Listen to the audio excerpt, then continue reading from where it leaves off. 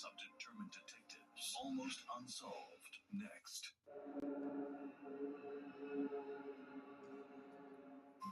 A violent attack in a rooming house on Vancouver's east side leaves 2 people dead. It was absolute destruction. Doors kicked in, everything broken, a broken alarm clock that showed the murder probably happened just after midnight. It will turn out to be one of the more bizarre cases that Vancouver police have ever worked on. Somebody has killed the bird and has sprinkled the feathers all over the body. It's strange to get.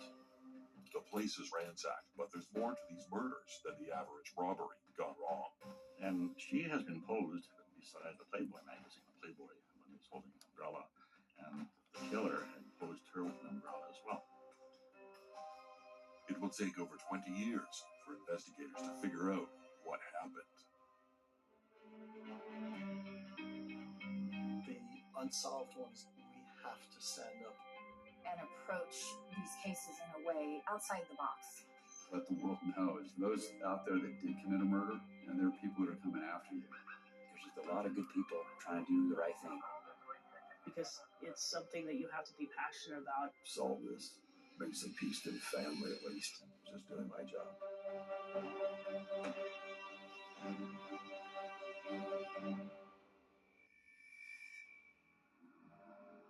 Vancouver, Canada, the nation's gateway to the Pacific Ocean.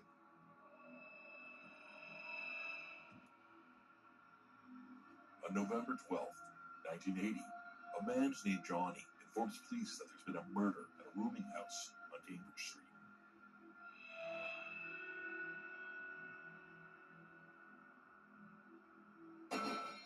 Johnny's been away from the house for a few days. He comes back to collect some personal belongings and discovers something unexpected on the living room floor.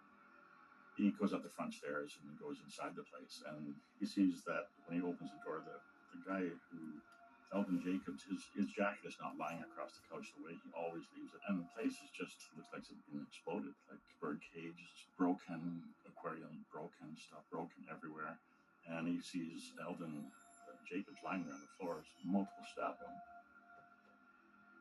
Johnny grabs some clothes and heads back outside where his friend is waiting for him. So he comes back to his friends and says, I just saw the strangest thing. Do you want to come and have a look? And they go, no, let's go to the police station. Investigators arrive on the scene and find the body of Eldon Jacobs lying on the floor of the living room. He has been stabbed multiple times, which is almost certainly the cause of death. Somebody has killed the bird and has sprinkled the feathers all over the body. It's as strange as it gets. The broken bird cage is placed on Eldon's legs, and a nearby fish tank is smashed to pieces. 2 empty 40-ounce bottles of liquor suggest that heavy drinking may be a factor. It was absolute destruction. Doors kicked in, everything broken, a broken alarm clock that showed the murder probably happened just after midnight.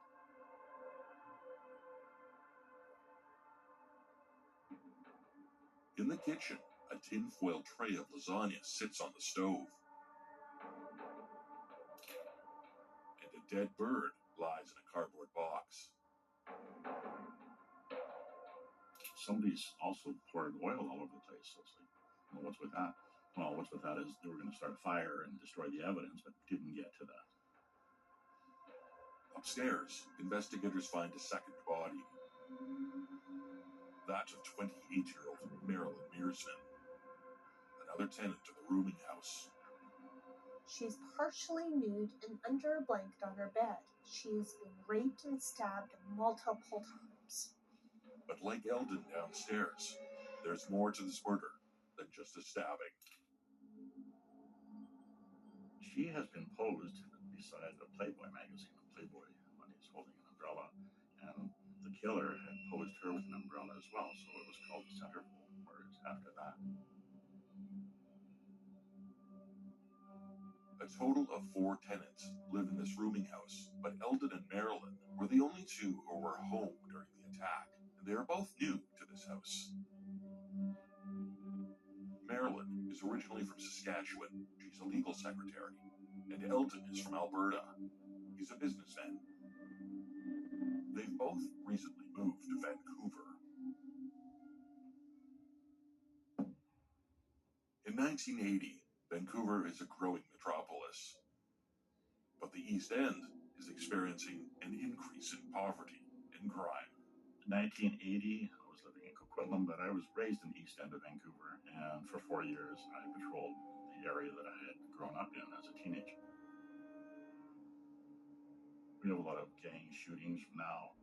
In those days, if somebody had a gun or produced a gun, in the vast majority of cases, it would be a fake gun, a replica. It wouldn't be real. And now it's just not the same thing. It's not the same way. Now the guns are real and the violence is real. Vancouver's East End is home to a lot of inexpensive rooming houses for people like Eldon and Marilyn, who are new in town and may not have a steady income right away. They're an affordable place to live, at least temporarily. It seems clear that some things have gone missing from the house, including Eldon's van. This makes robbery seem like a possible motive. The murders are far too unusual to be the result of a robbery gone wrong. A typical burglar isn't going to take the time to pose the bodies in specific ways. The sheer level of violence seems to suggest a personal motive. At 6:40 p.m. that evening, Eldon's van is found abandoned at a hotel on Powell Street in Vancouver. The hotel is about 20 blocks from the rooming house. And so they get to the scene of that and check out the van, and there's a knife behind the seat, in the crack of the seat between the back and the seat. The size and shape of the blade can be compared to the wounds on the body. In this case, the blade is 15 centimeters long and there's blood on it. It could easily be the murder weapon. And there's a pop bottle on the floor, and the pop bottle looks like being freshly placed there. But unfortunately, the investigators couldn't recall at a later time whether or not that pop bottle was lying on its side or standing straight up. And there's a big difference, because one means that it was put there after the vehicle stopped, and the other, which means it was really recent. The other means it could have been put there anywhere with all the other junk in the van. And the van was loaded with stuff stolen from Eldon Jacobs' house. Investigators managed to lift a fingerprint from the pop bottle found inside Eldon's van. It's not Eldon's, and when they enter the fingerprint into the National Data Bank, they don't find a match. Not having any solid leads, police stake out the parking lot, hoping that the perpetrator might return to the van. They watch until noon on Thursday before giving up. Police seek the public's help to identify the person who abandoned the van. They're hoping that somebody noticed the person who parked it there and walked away. Unfortunately, no one seems to have seen anything. As a matter of course, police interview all the other residents and some former residents of the rooming house. One of the residents has been booted out, and he's an older guy, a European guy, heavy accent, and he really doesn't like the people there, and so they give him the boot because he doesn't like the loud parties, he doesn't like this, he doesn't like that. So they interview this guy. They drag him in and put him in a cellmate, where you have an undercover officer in a cell. So they're going to do a polygraph on him. He agrees to a polygraph. And while he's talking to the cellmate, he tells the guy, like, man, the worst thing in the world is where a woman rejects you. That's the worst thing can ever happen to a man. And then that's one stream of conversation. Then he starts in with, well, if you killed one person or two people, like, does it really make any difference? Does it affect the sentence? So all the alarm bells are going off. It's just going crazy. But he won't confess to the crime. And he goes in for a polygraph, and he fails the polygraph. I've interviewed the polygraphist. He says, no, he did it. There's no doubt about it. He's so crazy that I was going to call in a police officer to help me because I thought he was going to lose it. But he said a lot of things. He failed the polygraph, but he didn't confess the crime. So there you go. The focus is on him, but there's not enough to charge him. With all the evidence pointing at this former rooming house resident, investigators are confident they found their murderer. They just need some physical evidence to tie into the crimes, and this case will be closed.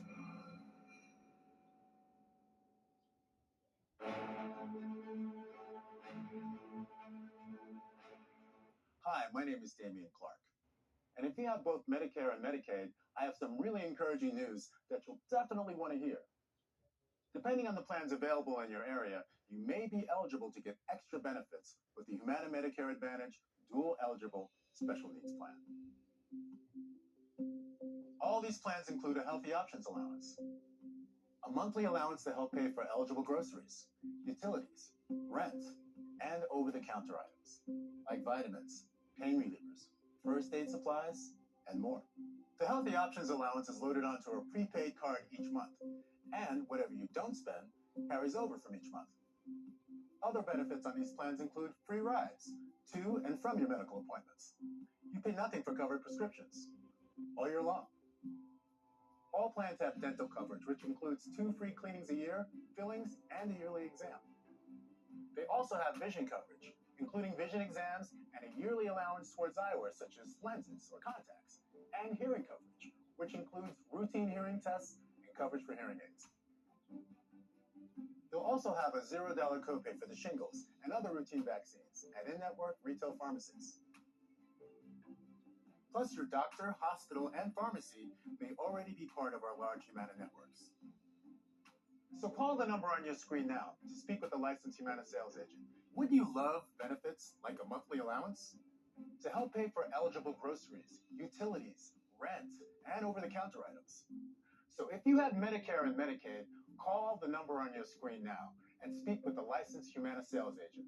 If you're eligible, they can even help enroll you over the phone in a Humana Medicare Advantage Dual Eligible Special Needs Plan. So call now. Humana, a more human way to healthcare. Pulaski Kirker sponsors this paid advertisement for legal services and is responsible for legal services.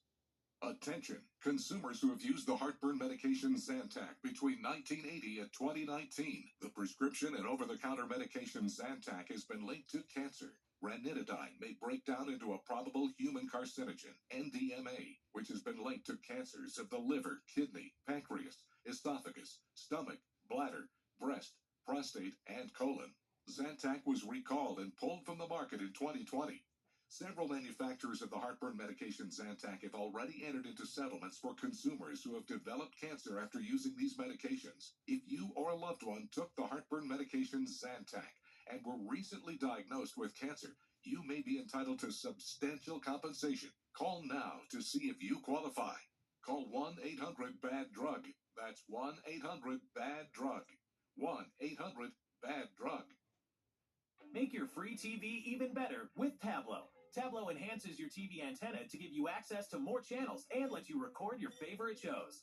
Switching to Tablo has really been a money saver. With Tablo, I can record something on my phone, I can pause it, I can go get a drink, come back, I can continue in the family room. Tablo is so easy to set up. Get your Tablo today at an incredible low price. Tablo. Pay once and watch forever. Order now at tablotv.com or these popular retailers.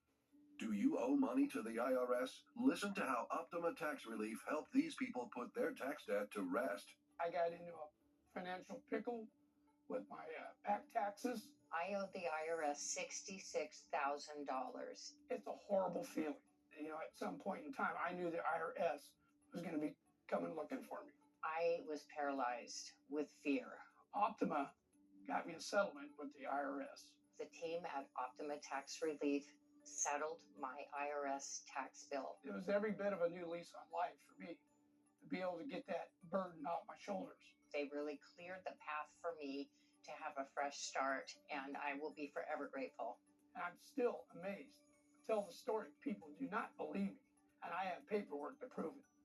For a free consultation, call 800-356-0183. That's 800-356-0183. Optima Tax Relief. The True Crime Network. Download the free app.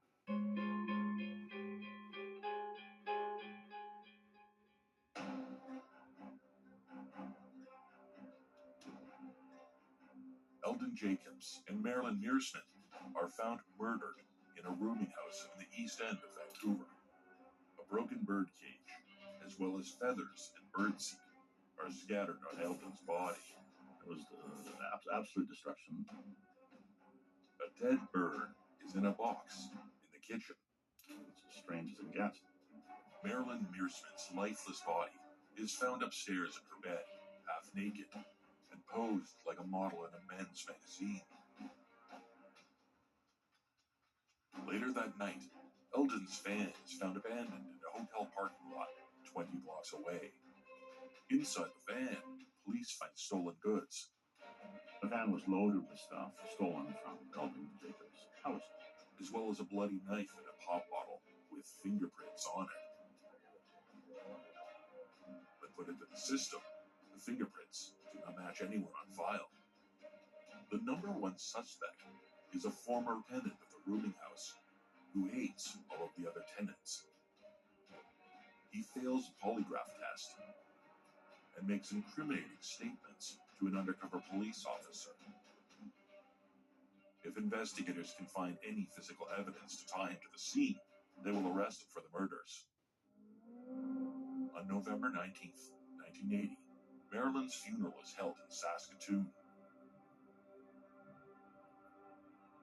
Marilyn is born in about 1953 to parents Rene and Anna Mearsman in Unity, Saskatchewan, where she grows up. She has a sister Shirley and a brother Marcel. In 1969, Marilyn moves to Meadow Lake, Saskatchewan, and then in 1971 to Edmonton, Alberta. She lives there until moving to Vancouver in 1980. Her parents still reside in Meadow Lake, and her siblings live in Saskatoon. According to her mother, Marilyn has a very nice personality, and she is well liked by everyone.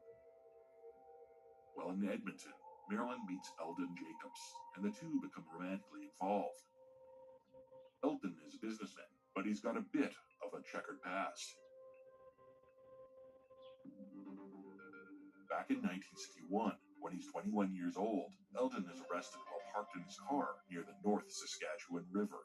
He's drinking beer with a 17-year-old and an 18-year-old. While it's not exactly a serious crime, it's still in clear violation of the law. Eldon winds up pleading guilty to selling liquor illegally and to 2 counts of giving liquor to minors. He is fined $45. Eldon and Marilyn move to Vancouver together and live in a rooming house on Cambridge Street, 3 blocks west of the Pacific National Exhibition Grounds. A rooming house is a relatively cheap place to live. It fits Eldon's needs because he has a lot of money issues. He has debts, and he has people who owe him money. Either way, owing money or trying to collect it from someone who doesn't want to pay could be dangerous.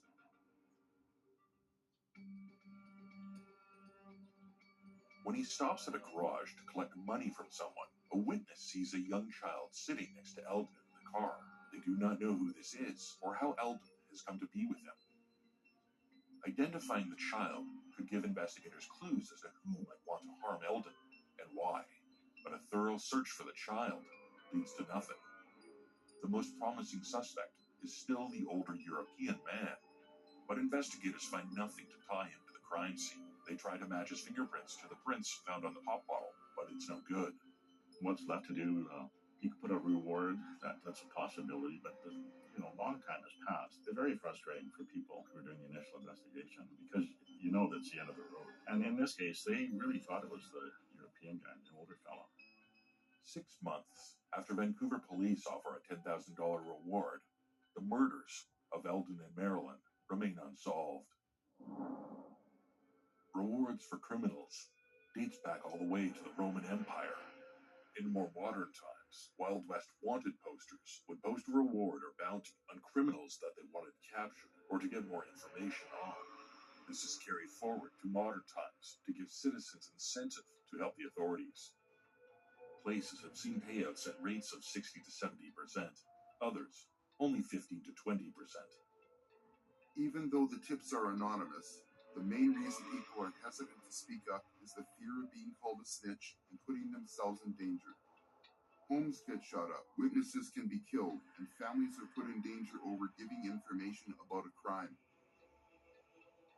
In 1981, there is $230,000 in outstanding reward money in British Columbia of crime cases yet to be closed. Success isn't measured by how much is paid out, but the number of cases that are solved from tips that are being called in. Unfortunately, 15 years after the murders in 1980, there are still no matches for prints. No new evidence is found to charge the European man of interest, and the sighting of the child with Eldon is simply a dead end. However, like the rewards, the evidence is left out on a detective's desk as a constant reminder. This lingering evidence will help bring this case back to life years later. Forensic science has come a long way in the last 10 to 20 years. With that huge database that we now have, a lot more of the cold case crimes can be solved. All the hard work that investigators have done in the past collecting evidence is what now opens up a lot of cases that we just didn't have that availability of resources before.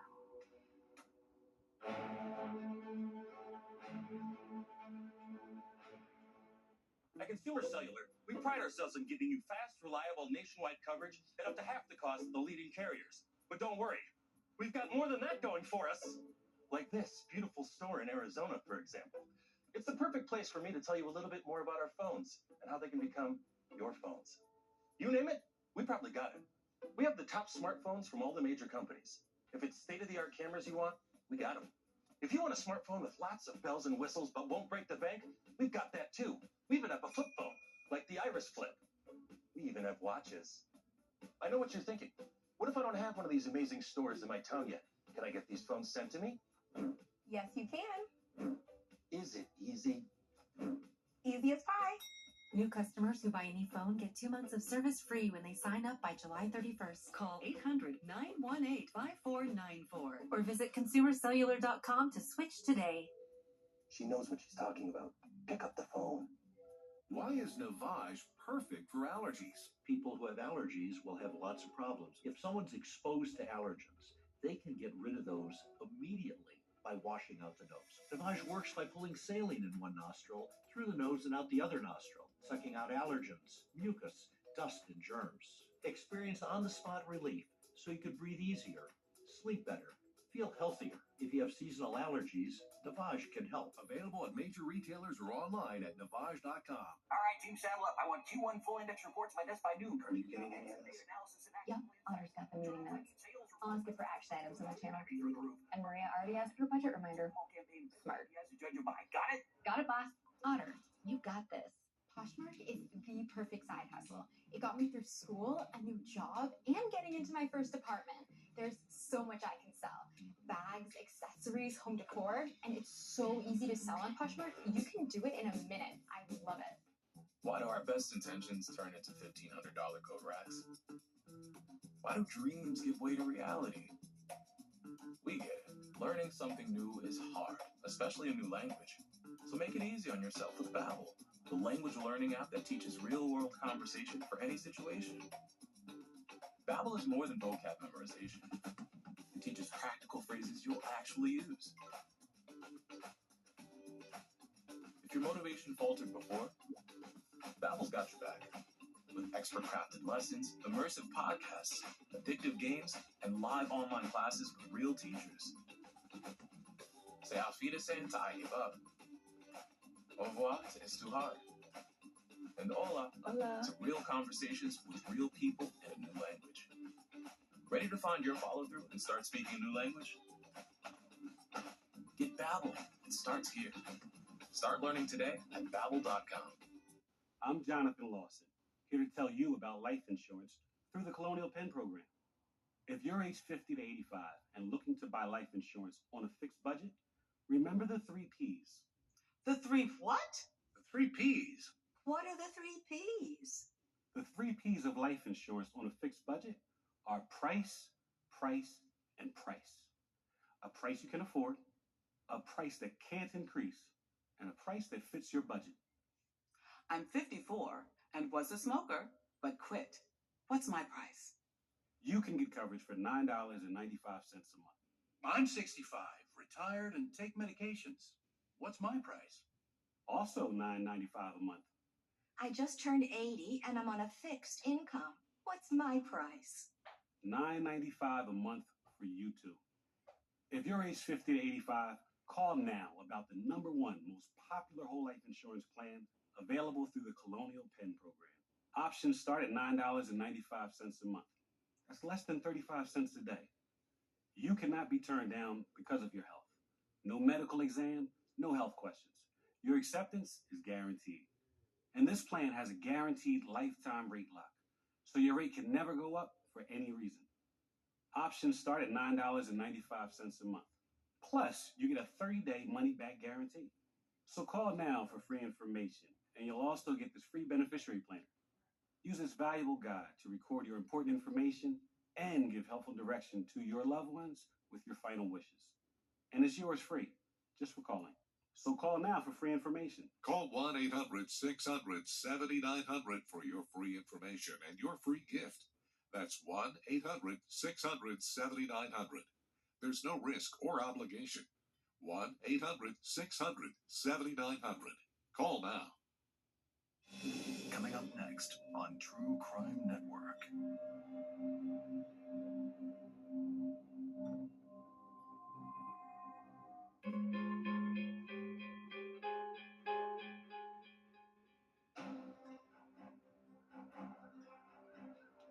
Eldon Jacobs, 40, and Marilyn Mearsmith, 28, are found murdered in a rooming house in the East End of Vancouver. Inside Eldon's stolen van, investigators find a bloody knife and a pop bottle with fingerprints on it, but they are unable to match the fingerprints to a suspect or anyone in the national database. Even in the case of their most promising suspect, an older European man who failed a polygraph test. So all the alarm bells are going off. It's just going crazy. But he won't confess to the crime. His fingerprints don't match the ones on the pop bottle, and investigators can't find anything else to place him at the crime scene. The focus is on him, but there's not enough to charge him. A witness sees Eldon with a child, but this lead is another dead end for investigators. The case slowly goes cold. A reward for information is put out. Yet years pass with no new leads. All the hard work investigators have done in the past collecting evidence is what now opens up a lot of cases. Evidence lingering since the initial investigation may now be of use to reopen this case.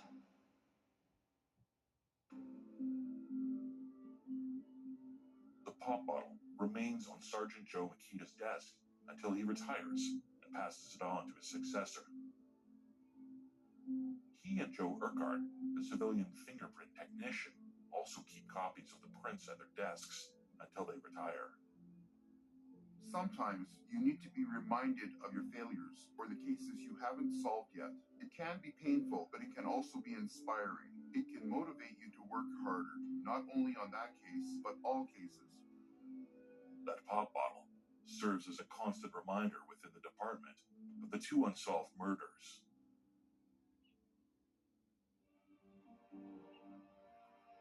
In 2001, a new cold case detective decides to take on the more than 20-year-old mystery. My name is Wayne Cope. I'm a retired police officer. For 6.5 years, the last 6.5 years of my career, I worked at the Provincial Unsolved Homicide Unit. I was in charge of a 8-man unit. I think that you have to be really interested, inquisitive, like, why did this happen? Who did it? And you really care. Like, you know, you just have to be the type of person that wants to solve puzzles. You want to know who did this. And my frustration would be that if I didn't find the person, if I didn't catch the person, and the guy who replaced me caught the person with the same information that I had, I'd be very upset. So I want to be the one to catch the person. I want to be the person to solve the puzzle. You have to be somebody who really cares about getting a positive result. You can't be there just to put in the time. Detective Cope has assembled a crew with the right mindset to tackle cold cases. They work hard to find the right ones to take on. So what we do is we travel the province and look through all the files and see what is possible relative to charging people for crimes that they committed in the past, cold cases. Cases can be 2 years old.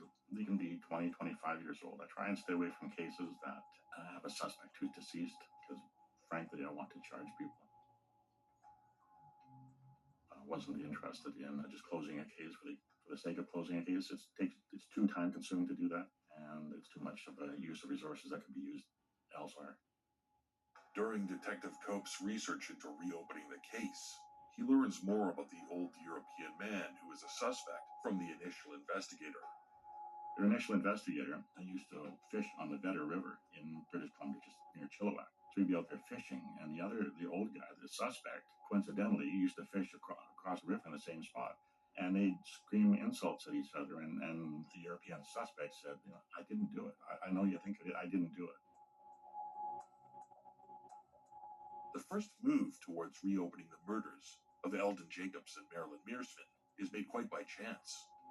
A retired policeman, Rod Peterson, like 20 years after the incident, he was sitting down and having a drink with a fellow from the identification unit. He mentioned the case to him and says, listen, whatever happened to that old case where there was a fingerprint on a pop bottle? And I was like, I don't know, well, could you check into it for me? And he went in and he checked into it, and sure enough, the fingerprint was still on file.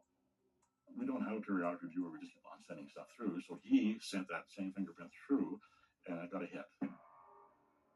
Ottawa's fingerprint database matches the print on the bottle to a man named Lloyd James Delarond. Having been in and out of the justice system on minor charges for over 20 years, he becomes a person of interest. One of my detectives came to me and said, listen, I've been down to Vancouver. I'm looking for the knife that was used. I'm looking for the alarm clock. I'm looking for all these different things. Nothing's there. Really, he says, I've been down there 3 times. The evidence doesn't exist anymore. A case has to be about something. If you say somebody was murdered, you have to have a knife. If the evidence doesn't exist, your case doesn't exist. So I phoned up the guy at the property office and said, listen, I'll come down next week sometime. Can you give me like 3 hours? Because I got to photocopy all of your books that say it's gone. I go down there, he opens up all the books. Says, I don't want to see the books. Take me to the place where it would be if it did exist. So we go off to the property office, which is off-site. The handling of evidence is very crucial, and the record of continuity of possession can make or break a case. It shows the flow of handling and storage, and when fully applied, it reduces the possibility of having evidence contested in court. At the off-site property office, Sergeant Cope questions where the original evidence might be. If it was here, where would it be? Well, be over there. So about 45 minutes into it, and I push 2 boxes apart, and there's an umbrella lying there. And then there's a little manila envelope with an alarm clock in it. I'm going, here we go. This is it. Wayne Cope manages to reassemble all of the evidence from the original investigation, with one exception, the infamous pop bottle. How do you lose all the evidence relating to an unsolved homicide? You know, that stuff was lost, and if it wouldn't be for me and luck, that would have been the end of the case. Even though we didn't have the pop bottle, we had the print off of the pop bottle. So where did we go? So research, who is this guy, Lloyd Delarond? We had to find out, is he still alive? Is he a criminal? What kind of a person is he? Like 6 months earlier, before the homicide, he involved in an incident in Alberta where he was accused of cruelty and found guilty of cruelty to animals. Delarond's history continues to unfold and reveal bizarre behaviors and a troubled past. Detective Cope stays hot on the trail and continues to dig into Lloyd Delarond and his animal cruelty charge. I phoned the detachment and said, listen, could you tell me more about it? He says, yeah, he killed some farmers' chickens. And yeah, it's just that he killed the chickens, and that's why he was charged and convicted of cruelty to animals. I'm going, he kills chickens, there's feathers all over the crime scene because he has a problem with birds, obviously. So to me, that was the aha moment where you go, this is a real possibility. This is probably the guy. A lot of time, investigators feel like they know someone is guilty, but that's not enough. You need evidence, and you need proof, and you need that evidence to hold up in a court of law. For a cold case especially, you need to convince the powers that be to spend the money to build the case. And to do that, there has to be a high likelihood of conviction. Wayne Cope needs to convince his superiors that this case is a winner. If he can't, the murders of Eldon Jacobs and Marilyn Mearsman could remain unsolved.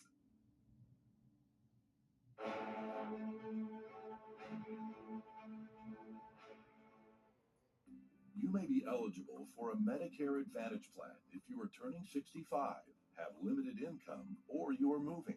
See how a WellCare Medicare Advantage plan could get you some big benefits, including this all-in-one WellCare Spendables debit card to use for over-the-counter health items. Find out how easy it is to get all of your original Medicare coverage plus extra benefits.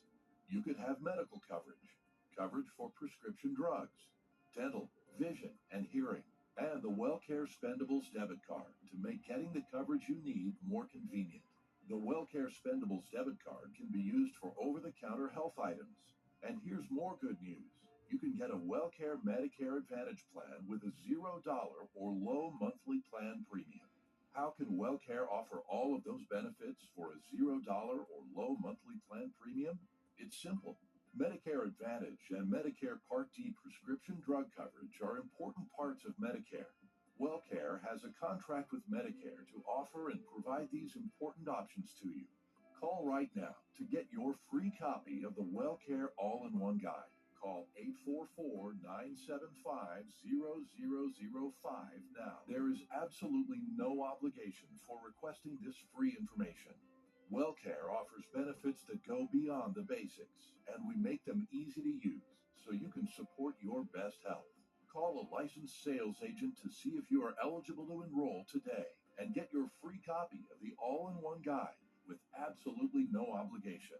Your free guide will provide information to make a smart choice for your health care coverage. Just call 844-975-0005. Remember, there's no obligation for requesting this free information, so call 844-975-0005. Call today. This is an urgent notice about ovarian cancer.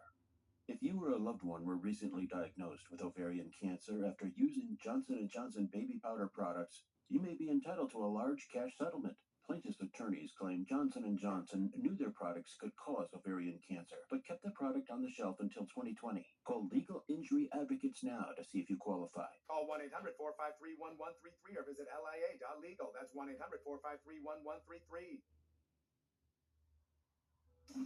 If we weren't proud of the craftsmanship and level of detail that go into every pair of Warby Parker glasses, well, we probably wouldn't show you how they're made, including this part, which is our favorite.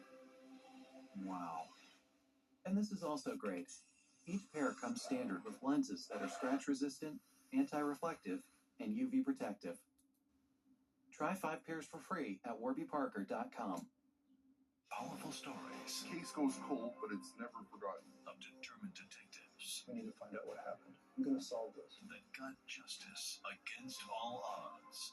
Almost Unsolved. Next on True Crime Network.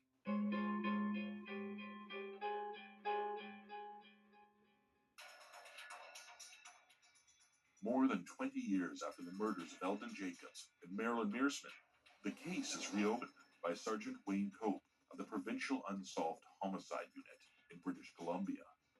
So what we do is you travel the province and see what is possible relative to charging people for crimes that they committed in the past, cold cases.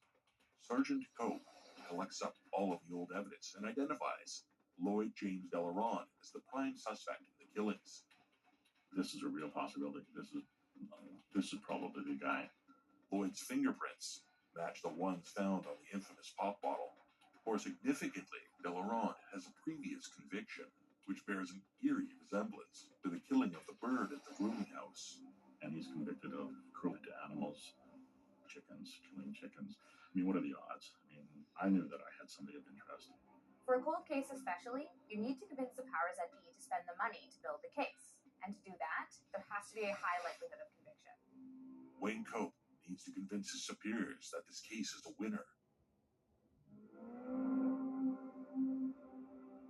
Sergeant Cope's proposal for investigating Lloyd James Delaron goes better than anticipated.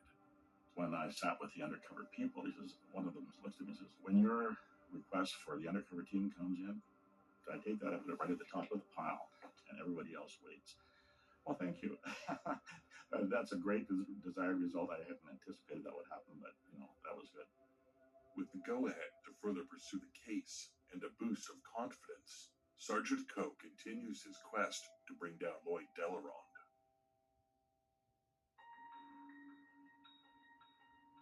Sergeant Cope finds out that Delavon is an alcoholic, living in a residential hotel in downtown Vancouver. He earns money collecting bottles and cans from dumpsters. When confronted by detectives, the man denies being Lloyd James Delaron. He gives them a different name and a different date of birth. Sergeant Cope knows that Delaron is scheduled to appear in court for another incident.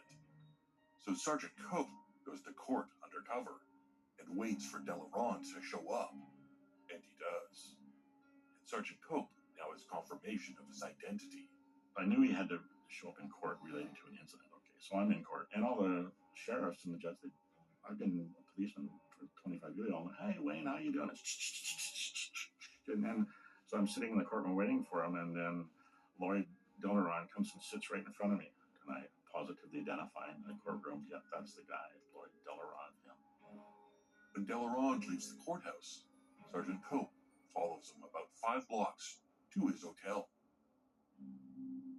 So he goes in looking like a normal guy. When he comes out, he's like some kind of surfer guy, like Huarache sandals. He's got the cutoffs. He's got, and he's out cool. He's out, but he's pushing a shopping cart. So, and then he just goes to the west end of Vancouver, picking up bottles and schmoozing the people. He had a lot of friends out there. Unfortunately for Detective Cope, he can't just arrest Delaron. He needs him to confess, and that is going to take work. There's nothing to arrest him on. I mean, you could go in and interview him. He's going to lie about his name again, and maybe you'll get him to tell you the truth. He certainly won't confess to the crime. And unless you arrest him, he doesn't even have to talk to you. There's simply not enough there. I mean, so what? I had to drink there, and I had to drink with the guy, so what? To get Delaron to confess, Sergeant Cope and his team must go undercover. Over the course of 5 months, an undercover officer befriends Delaron and feeds him liquor to gain his confidence. For Sergeant Cope and his team, it's a job that requires a lot of patience and confidence in their ability to succeed. You have to absolutely know it because you're spending lots of money. It's not just the money. Like generally speaking, undercover operation costs about $120,000. We don't count overtime. We don't count me, my wages. We're counting cars and hotel rooms and all this stuff. Operations like this can be complicated and require lots of resources. The money is not that important. The importance is the commitment of manpower, because while I'm using the undercover team to do that, and I'm using me to do that, they could be doing something else and arresting somebody that has a better shot. So you better be sure, because it's an embarrassment if you present a case and then it's not solid. Often, operations like this require officers to be available for extended periods of time. When a call comes, they need to be able to answer. The undercover unit commit to the operation and begin building trust with Delaron.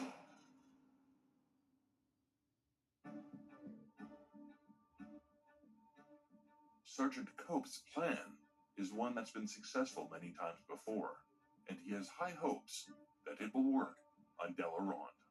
My theory is that we'll use the Mr. Big scenario and we'll move him through the progression of going to a criminal organization where he finally has to confess to Mr. Big if he wants to stay in the organization. The Mr. Big scenario typically involves undercover police baiting a suspect with paid criminal activity over a period of time, which convinces the suspect that they are part of a criminal organization run by a higher-up boss known as Mr. Big. Sergeant Wayne Cope explains how the Mr. Big scenario works. What you do is you have your criminal, and you do an initial introduction. So what happens? The guy's walking down the street, and you say, buddy, you want to make a few bucks? Take no time at all. My niece has been hanging out down here. She's in this bar or that bar. If I walk in the front door, she's going to run out the back. All I want to know is she there or not. That's all I need to know. $50, just like that. 2 minutes at a time. So who's not going to do that? She's not there, of course, because she doesn't exist. Go to another bar. Doesn't exist. They do this another couple of times, and all of a sudden, you're a guy I can trust. You're a guy who can do stuff. How will you do something more for me? And they lead him down the garden path of doing criminal activities. So he does all of these scenarios over 3 months, 4 months, 5 months with his guy, with his RCMP undercover guy, who is his boss. But when my friend shows up in his hotel room and says, "Yeah, we're looking at a murder for whatever," he will tell that to the guy because that's a problem. He's been told to report problems. In December 2002, after 2 months of Mr. Big Scenarios, Sergeant Cope puts the next phase of the plan into operation. The introduction of the problem that Delorand will have to report.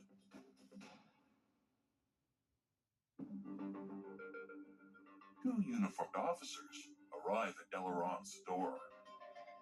It's exciting but stressful at the same time because this is it. Either the team gets an admission from Lloyd or he clams up and runs off. Those months of intensive undercover work would have been for nothing.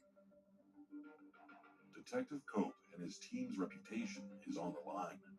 Can they swindle a confession from Delorand and get justice for Eldon and Marilyn? Or will this be a huge embarrassment and a waste of time?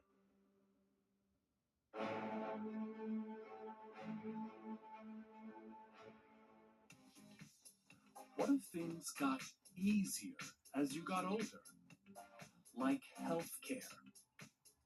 What if you could find great healthcare without the hassles? A place that understands your unique needs that's close to home.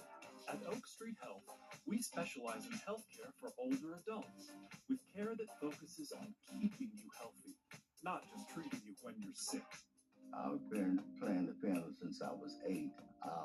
I've been directing choir since I was 13. I teach music. Also, I am a van driver for an after-school program. Oak Street was a new facility. When I went to them, I was in the best of shape at all. I hadn't been taking my meds. I went back to do blood work, and that's when I found out that my blood sugar was like 509. I did not know that, my blood sugar was that high. This doctor at Oak Street was more concerned about your health, and that's what she stressed all during the conversation. She says, "I'm here to get you on track and to make sure that you're as healthy as you can be." That impressive. At Oak Street Health, instead of waiting for health problems to happen, our team works with you to prevent them in the first place. More time with your doctor means you won't feel rushed. We'll make sure you get all your questions answered and that you always have our full attention. There's even a team member to take notes during your visit so your doctor can focus on you instead of looking at a computer screen. I'm Joy, and I'm 66 years old. I had diabetes, and I have trouble controlling it. The doctor I went to always gave me a really, really hard time and everything. We never worked on how to solve it. And I wanted to try something different. And then I heard about Oak Street Health, and I was impressed the first time I came in because they really listen to you. Here, they spend the time with you. They ask all questions when you're, like wanting to know where you're at. We go beyond what you find in most primary care offices, starting with an entire team that understands the needs of older adults. In addition to doctors and nurses, your care team includes social workers, someone to help you understand your Medicare benefits, and even mental health support. At Oak Street Health, we specialize in caring for older adults like you. Call 1-855-268-6148 to schedule a visit at Oak Street Health today. What I love about Oak Street is that they take care of my body, my psychological thinking and all that. And I love that they do it together, and they really do work together. When I came in, I was really sad. They felt that I was just really, really depressed. And so they wanted to make sure that I was okay. And so they gave me somebody to talk to. I used to beat myself up all the time. I don't do that anymore. I don't go, "Oh, you're so stupid." I might say I'm silly. It's all part of how we make healthcare easy. Oak Street Health offers same-day or next-day appointments, and our patient support line means there's someone available 24/7 to help you with urgent healthcare issues and questions day or night. We also coordinate all of your healthcare. So if you need a specialist, we'll help you find the right person and work with them to manage your care. So once we got to Oak Street, as soon as you walk in, you just feel the vibe. It's a great vibe as you walk in, and everybody's so friendly and just attentive, like to your needs. So you can tell they actually care. We're more than a doctor's office. We also offer a wide range of community events and activities like bingo, yoga, line dancing, and educational workshops where you can socialize and connect with friends and neighbors. Ready to switch to Oak Street Health? We make that easy too. We'll handle the transfer of your medical records and health history so you don't have to lift a finger. Sometimes there's two important questions you're going to ask yourself, and that is, are you just surviving or you're thriving? And so I feel that I'm thriving. Oak Street concentrates on each individual and what they're going through. They are a great place to go if you're a senior citizen. They're there to make sure that you're in good health. Lots of things are more challenging as we get older, but healthcare shouldn't be one of them. At Oak Street Health, we specialize in caring for older adults like you. Call 1-855-268-6148 to schedule a visit at Oak Street Health today.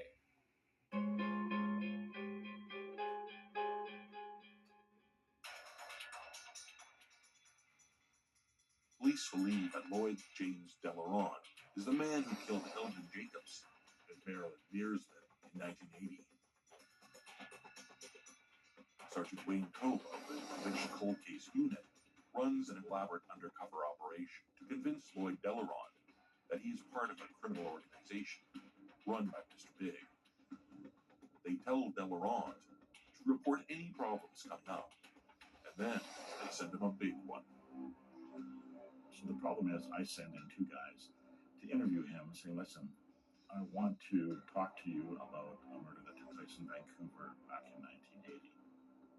I'm not doing it now, down at the police station, and we'll set up a time. We don't want to surprise you, we don't want any problems, we're just going to do it that way. Okay, thank you. So they leave, and then he goes and talks to his RCMP undercover guy, saying, like, they just came and talked to me about this thing. I hadn't heard about this for years and years.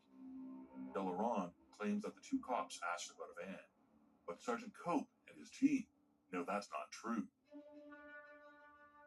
So I bring in the fellows that I talked to, recruited to go and talk to him, and said, did you mention the white van to him, to Lloyd Delarond? He says, no, absolutely not. No white van was mentioned. Well, you know you've got it. Delarond is already revealing his guilt. The undercover officer asks Delarond to clarify what the problem is. And he says, yeah, there was a girl and there was a guy, and, the guy picked me up, and, I stayed there. So he gives him a preliminary kind of a confession. But he has to do the same thing to the boss of the organization, and then the boss will decide whether or not he's going to be a member of the organization anymore. So there's a real motivation. The undercover police officer, posing as Delarond's boss, takes him to Mr. Big to relay what the situation is. They bring him in. I sit him down, Mr. Big sitting here, Crook sitting there, and the boss lays it out. Listen, just tell me the truth. Don't lie to me. I just want to know what happened. We'll fix it. No matter what happens, we'll fix it. And then he's off, and he tells them every little detail about what happened, why it happened, what evidence he thought he left behind. That's why Mr. Big operations, while often costly and controversial, are so vital to solving a case. It can take months or even years to elicit that confession or a piece of information that can solve a case. So over 2 decades after Marilyn and Eldon's murders, Delarond confesses to killing them, and he has no idea that Sergeant Cope and his team are videotaping the whole thing.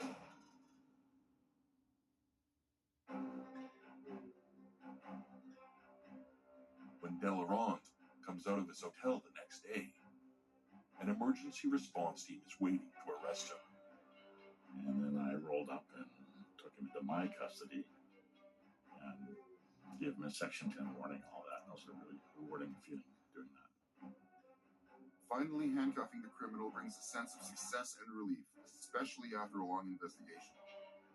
23 years after the murders, Vancouver police charged Lloyd James Delarond with 2 counts of first-degree murder. You think the only people that remember are the family, but they're not. The police remember too, and we review files like anything that's unsolved with a possibility of a suspect being out there. We review them constantly. It's a pursuit, and we caught him. While the investigative team is happy to have made an arrest, Some of the family of the victims feel differently. Marilyn's mother has been grieving since her daughter's death. I might have been happier if this happened 23 years ago. I just want this whole thing to be over. Sergeant KOHM confronts Delarond with all of the evidence that they have. I loved every moment of it. When I started giving the evidence about what I had done, and especially when he went through all of these different points to Mr. Big, and I went through each one of them saying, there are 23 points that he could only know, and go through the pictures. Here's the lasagna on the stove. Here are the bottles of liquor that he thought were white rum, but are actually vodka. Here's the picture of the knife, all this stuff. I mean, he described the knife in absolute detail, why the van was left where it was left, threw out of gas. So all these different points are simply not, it's not possible for somebody to know that. And even if he told somebody else, they'd never remember in the detail that he had. A judge has to look at the reliability of the confession. Does the evidence connect with the confession? Does it describe details only the killer would know? If the confession checks these boxes, the judge will accept it. Finally, he just caved and pled guilty to it. It was too overwhelming.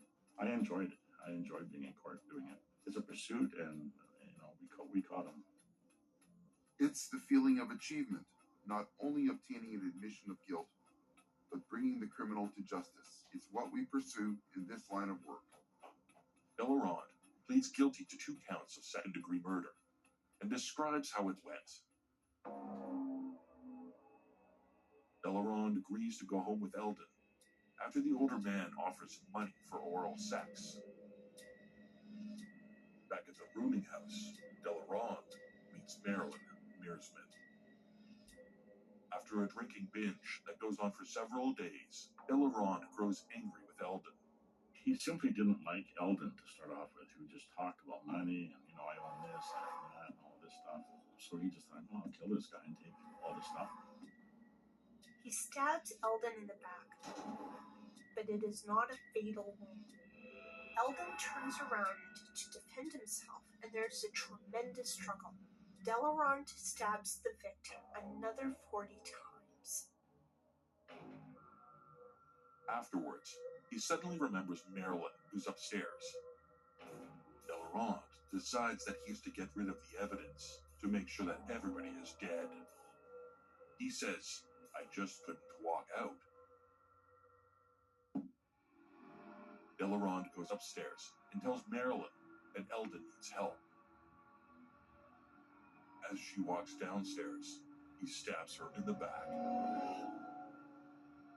then drags her back into her room. Delarond rapes Marilyn Mearsman, stabs her more than 13 times, and slits her throat. He denies that he posed her to look like a photo in a men's magazine. After hearing his confession, the judge sentences Lloyd James Delarond to life in prison without the possibility of parole for 15 years.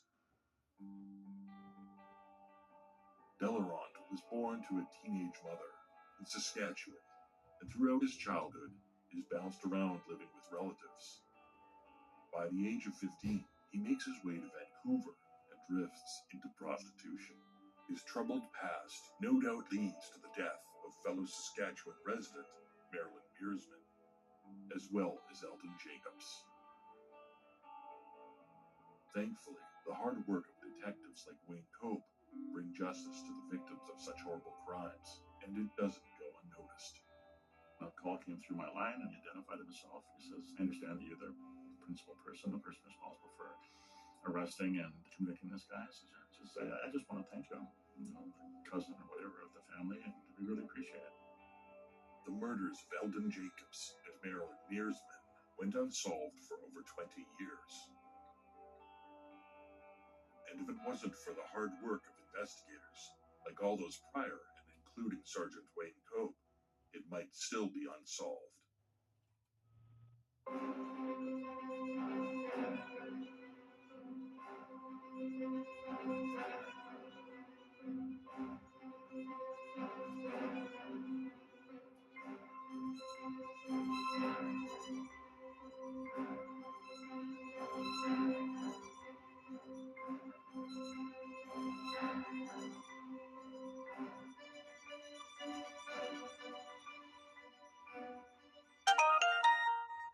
Powerful stories of determined detectives, almost unsolved. Next.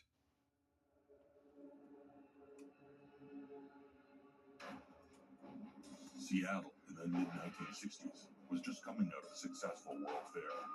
It's the adventure of a lifetime. But it would be soon famous for something else. A murder that will remain a cold case for decades. There's very little evidence, witnesses, or even suspects for the police to figure out who the murderer is. Due diligence is the key when you're not presented with witnesses or evidence. You must focus on the basics like evidence collection because it will likely help you in solving the case down the line. It's a whole new world of evidence collection from today to 50 years ago. However, the basics stay the same. Investigators have a whole new set of tools at their fingertips. It will take decades for advances in DNA research to reach a point that starts helping solve crimes. But the wait will be worth it. The unsolved ones, we have to stand up and approach these cases in a way outside the box. Let the world know is those out there that did commit a murder, and there are people that are coming after you. There's just a lot of good people trying to do the right thing. Because it's something that you have to be passionate about. Solve this. Bring some peace to the family at least. Just doing my job.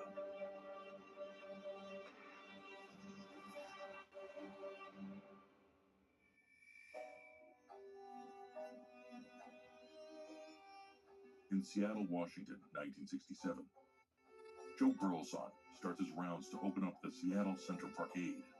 It's been closed for days, which is normal when no events are scheduled.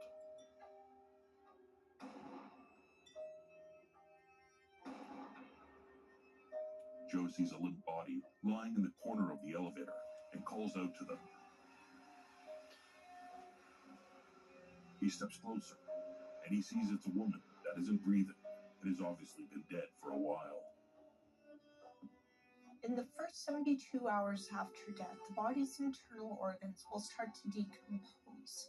At the 3 to 5 day mark, a deceased body will start to bloat and exhibit signs of purge. These signs are unmistakable. Time is always of the essence from the moment a body is discovered. It doesn't matter if it's been 5 minutes, 5 days, or 50 years. Investigators are always aware that the crime scene and the body are degrading, which could cause loss of critical evidence. So quick, thorough action is required. Everybody's planning to see Seattle's spectacular $100 million World Fair. The 1962 World's Fair in Seattle, Washington, also known as the Century 21 Exposition, attracted more than 9 million visitors between April 21st and October 21st, 1962. The crowning jewel of the World's Fair was the 605-foot Space Needle that cost $6.5 million and is still a landmark in Seattle to this day. During its operation, the fair brought tourists and dignitaries from all over the world, including Prince Philip, Vice President Lyndon Johnson, and Elvis Presley, who filmed It Happened at the World's Fair on the grounds. In total, there were surprisingly only 325 larcenies committed, well below most estimations. When a huge event like the World's Fair is put on in a city, it naturally brings in people from all over and all walks of life. Some come with different intentions. You could see an uptick in pickpocketing due to the dense nature of the crowds. Susan Galvin was one of those people that moved to downtown Seattle in 1966. Born in 1946 in New Bedford, Massachusetts, but raised in Spokane, Washington, Susan grew up in a large family consisting of 2 sisters and 4 brothers. In 1966, Susan Galvin moves to downtown Seattle and lives in the Lower Queen Anne neighborhood. This area, now known as Uptown, is just north and west of Seattle Center.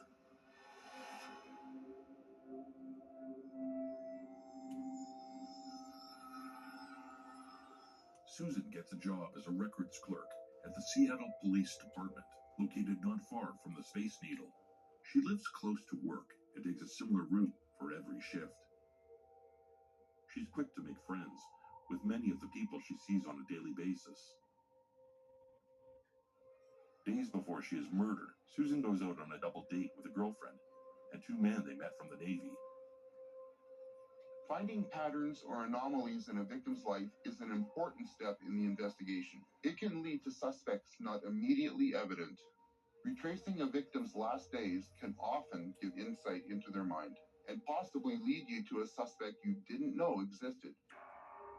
On the night of July 9th, 1967, Susan sets off for the graveyard shift at the police department, like she always does, through the Seattle Center parking garage.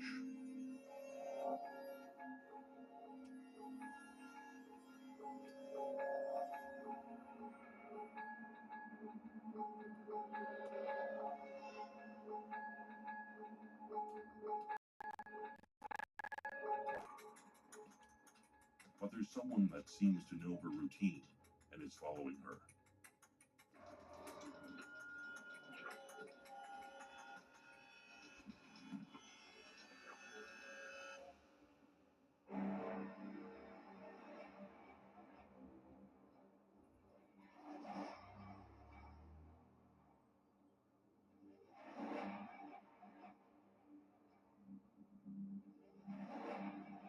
Susan never makes it to work.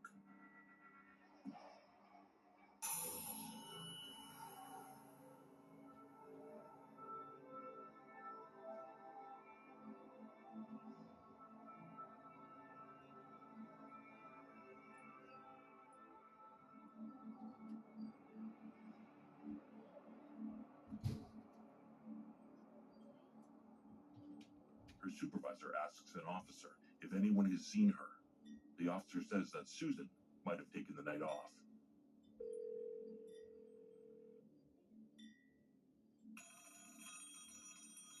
Susan's family hasn't heard from her in days. And every time they try to connect with her on the phone, they get no answer and are getting worried. Days later, Susan still hasn't reported to work, and no one has heard from her. Her supervisor is looking for any indicators of where she could be or have gone. An investigator cannot play favorites when investigating a crime. It doesn't matter if you knew the person or not. You have to treat the case with the same professionalism as you normally would. If you lead with your heart instead of your mind, there could be things you miss because you're not thinking rationally.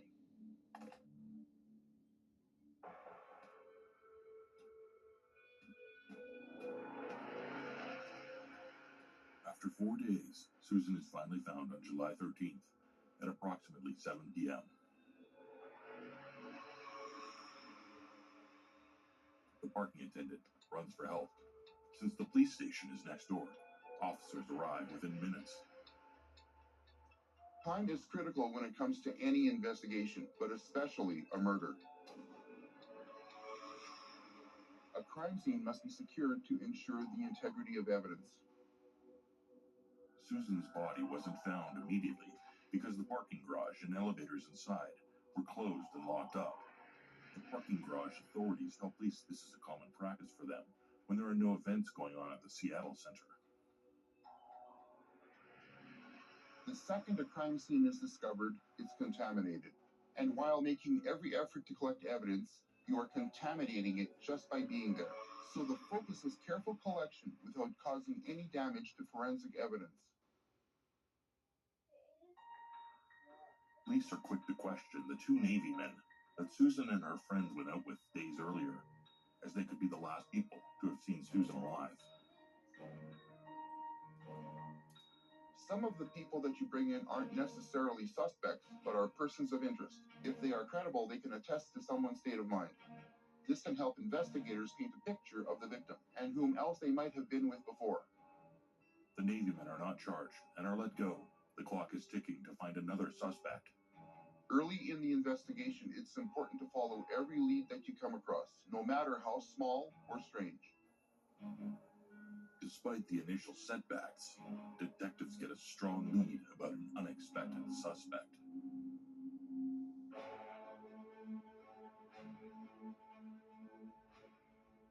At Consumer Cellular, we pride ourselves on giving you fast, reliable, nationwide coverage at up to half the cost of the leading carriers. But don't worry, we've got more than that going for us. Like this beautiful store in Arizona, for example. It's the perfect place for me to tell you a little bit more about our phones and how they can become your phones. You name it, we probably got it. We have the top smartphones from all the major companies. If it's state-of-the-art cameras you want, we got them. If you want a smartphone with lots of bells and whistles but won't break the bank, we've got that too. We even have a flip phone, like the Iris Flip. We even have watches. I know what you're thinking. What if I don't have one of these amazing stores in my town yet? Can I get these phones sent to me? Yes, you can. Is it easy? Easy as pie. New customers who buy any phone get 2 months of service free when they sign up by July 31st. Call 800-918-5494 or visit consumercellular.com to switch today. She knows what she's talking about. Pick up the phone. We all know that words have power. They set things in motion and make us happy or sad. But there's one word that stands out because when people say it, lives are changed. It's not a big word. It's itsy bitsy. It's only 3 little letters. But when you say it, the life of a kid like me can be changed. So, what is this special word? It may surprise you. It's yes. Yes. Yes. Yes to becoming a monthly supporter of Shriners Hospitals for Children. That's right. Your monthly support allows the doctors and nurses at Shriners Hospitals for Children to give the most amazing care anywhere and change the lives of kids like me and me and me. Because people like you have said yes. Now I can play football. And I can play catch. And I can walk. So what do you say? Will you say yes right now? It's so easy. All you have to do is pick up the phone or go to loveshriners.org right now and say yes. When you say yes to giving just $19 a month, only 63 cents a day, we'll send you this adorable Love to the Rescue blanket as a reminder of all the kids you're helping every day. My life is filled with possibility because of the monthly support of people just like you who called the number on your screen and said yes. Yes. Yes. Yes. Your yes is making a difference in my life and the lives of so many other kids like me. Thank you. Thank you. Thank you. Thank you. Thank you for giving. Please call or go online now. If operators are busy, call again or go to loveshriners.org to say yes right away. Bras fit small-chested women like this. Atrocious gapping. This. Meet Pepper. No more cup gaps or awkward fits. Specially designed for AA to B cups. The bra reinvented for small boobs. Looking for a way to stretch the dollar? With Insurify, you can cut your car insurance bill in half. Scroll through dozens of prices and tap to switch online. That's it. No phone calls and no wasted time. Go to Insurify and save today. I need a car. I really need a car. So I'm going to check out Drive Time. DriveTime.com. This is nice. Drive Time makes it super easy to get approved online. Wait for it. Crystal is approved. Approved. That's really amazing. That was super simple. Incredible. If I'd known drive time would be this easy, I definitely would have done this sooner. This is liberating. Drive Time. I'm ready to go buy a car. I'm just making the same mistakes over and over again. I'm trying, right? But when does it kick in? You owe me 10 grand. Who's this fella called in the shots? Someone must have done. You can sort it. No. I'm scared. So by me. I'm really hoping this is always some mix-up, because if it's not, you're dead. Trying on glasses using Warby Parker's virtual try-on is so lifelike, so realistic, that you might not even be able to tell what's real from what's virtual. Yep, it's that good. Virtually try on hundreds of styles in the Warby Parker app. I need Q1 full index reports by desk by noon, complete with comprehensive data. Are you getting any of this? Yep, Honors got the meeting notes. I'll ask it for action items on the channel. And Maria already asked for a budget reminder. Smart. On by morning. Got it. Got it, boss. Honor, you got this. The True Crime Network. Download the free app.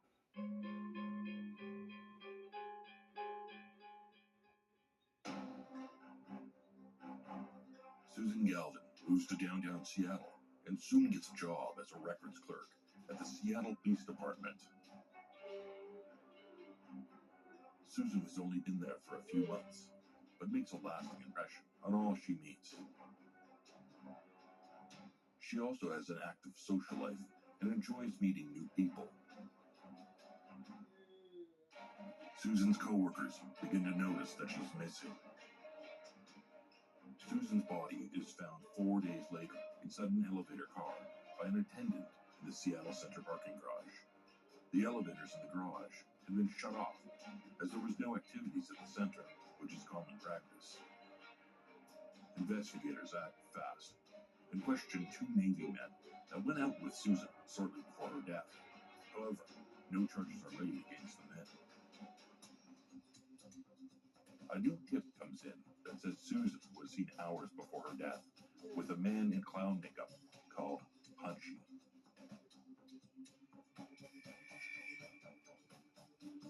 Punchy the clown is brought down to the police station for questioning. Were you employed as a clown at the Seattle Center? Yes. Okay. At the Seattle Center, back in 1967, a young woman was killed. Do you remember that happening? It was in the elevator across in the parking garage. Exactly. That's interesting that you could remember that. There's various types of interrogation techniques that an investigator can use. It all depends on the person you're talking to. One can be direct by presenting the evidence against them, use empathy to gain trust, or be repetitive to break down the suspect. The investigator questions Punchy about why he was with Susan hours before her death. Were you in that elevator with her? No. Did you have anything to do with her death? No. Did you ever have sex with her? No. Okay. Are you sure about that? Positive. Absolutely? 500%.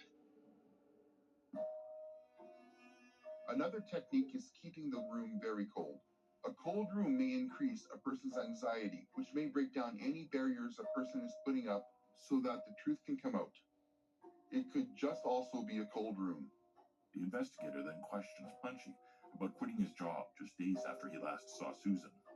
So this incident happened on a Sunday afternoon, and you ended up quitting your job a day or two later. Do you remember that? Do you remember quitting your job? Yeah, I had to go somewhere else, move away or something. How come? And that's just time to move, to change. Mm-hmm. But it seemed kind of abrupt to me as I was reading kind of a chronology of things. No certain reason. Right. Time to go on.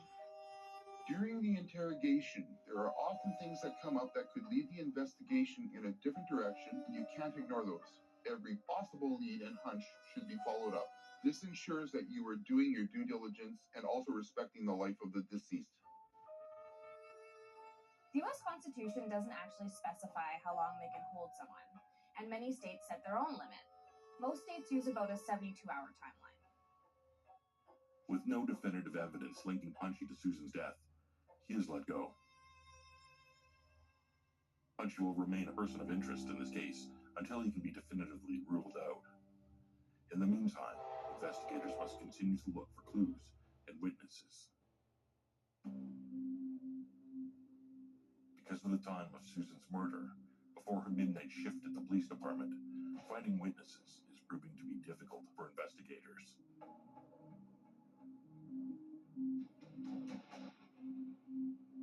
Back at the scene of the murder, officers are once again going over the area to make sure they don't miss a thing.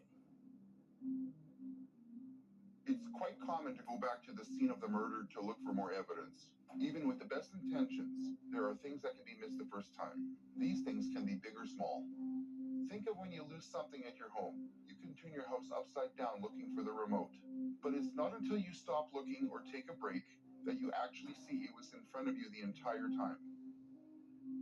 It's a whole new world of evidence collection from today to 50 years ago when this took place. The basics, however, stay the same. Today, investigators have a whole new set of tools at their fingertips. One of those tools is DNA phenotyping.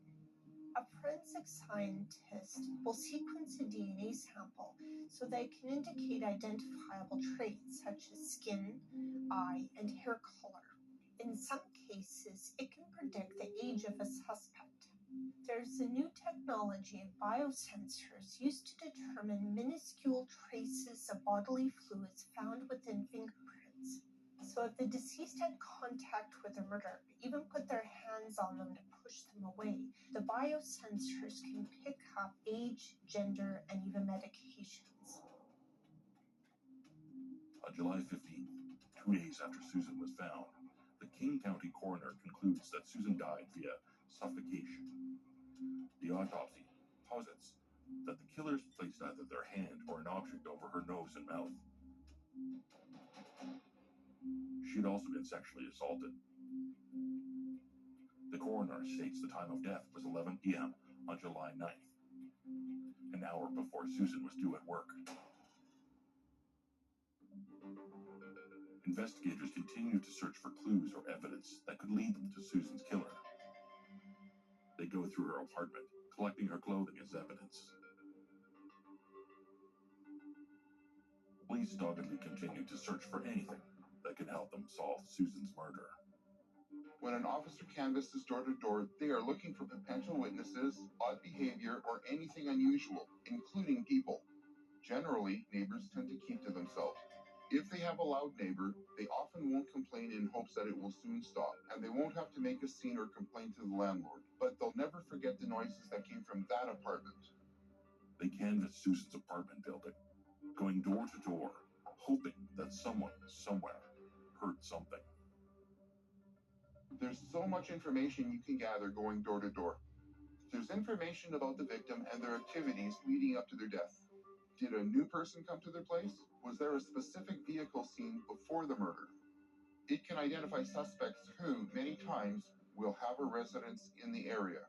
You're looking for anything out of the ordinary that could explain how the victim got into the situation. On July 18th, a funeral is held for Susan at St. Joseph's Catholic Church. The family and members of the Seattle Police Department say their final goodbyes to Susan. What makes this day even harder for most is not knowing why Susan had to die and not knowing who did it. There comes a point in certain cases where detectives exhaust all potential leads. It's a depressing feeling to know that you've done all that you can, but it's not enough. To see the family struggling with the death of their loved one and the lack of closure is so difficult.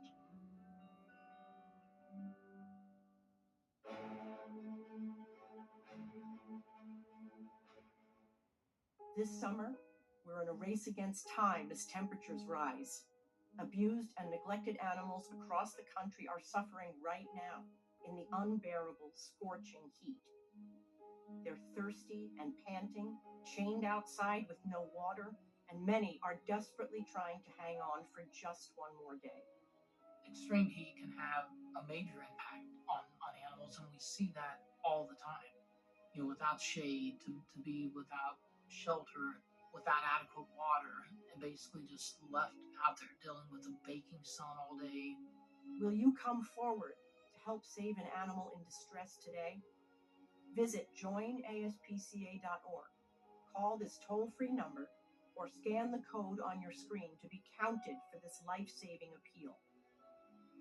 Donate now, and with your gift of just $19 a month, you can help save an animal's life this summer.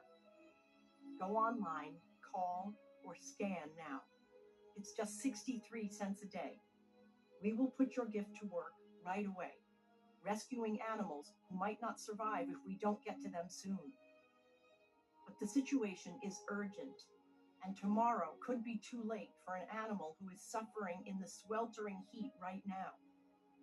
In my mind, 1 more hour is not acceptable. These animals have suffered enough.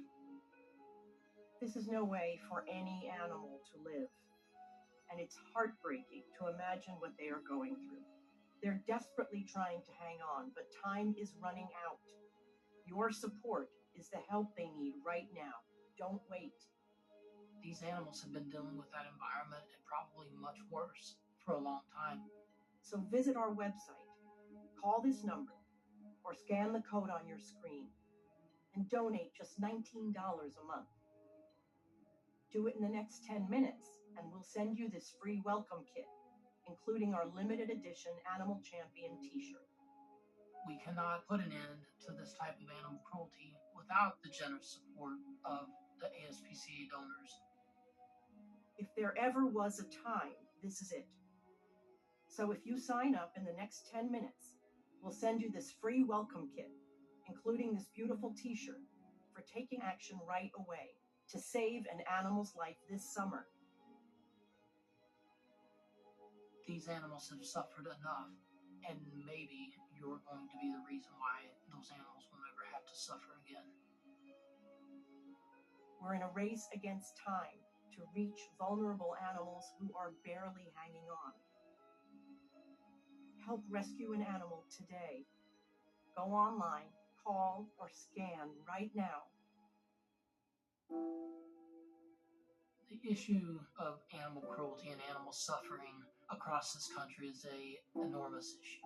It's easy sometimes to kind of disassociate with something that's not right in front of you. Our commercials are showing footage, and it's often a softened version of what is actually occurring in these situations. We see dogs carrying chains heavier than their own body weight. And this is how this dog lives its entire life. Basically a circle. This is its whole existence. We have found dogs with no protection from the elements, to be without shelter, without adequate water. Sometimes they're just left to languish until they die. And that's why we need your support more urgently than ever. So go online, call, or scan this code to save an animal who's suffering. When I think about the suffering that I see, it's all terrible. It is so much more common than people think. And so much worse. But today, you can take one simple action to save an animal's life. Just scan this code, or you can visit our website or call this toll-free number and sign up with your $19 monthly gift. You will save lives. That's our promise. Do it in the next 5 minutes, and we'll send you this exclusive t-shirt and welcome kit. If you are there in person and you see what we're seeing and you hear the cries and the whimpering and you feel the fear, I think most people would be as outraged as I am. Please hear their cries. Listen to your heart and help them. Go online, call, or scan now. Coming up next on True Crime Network.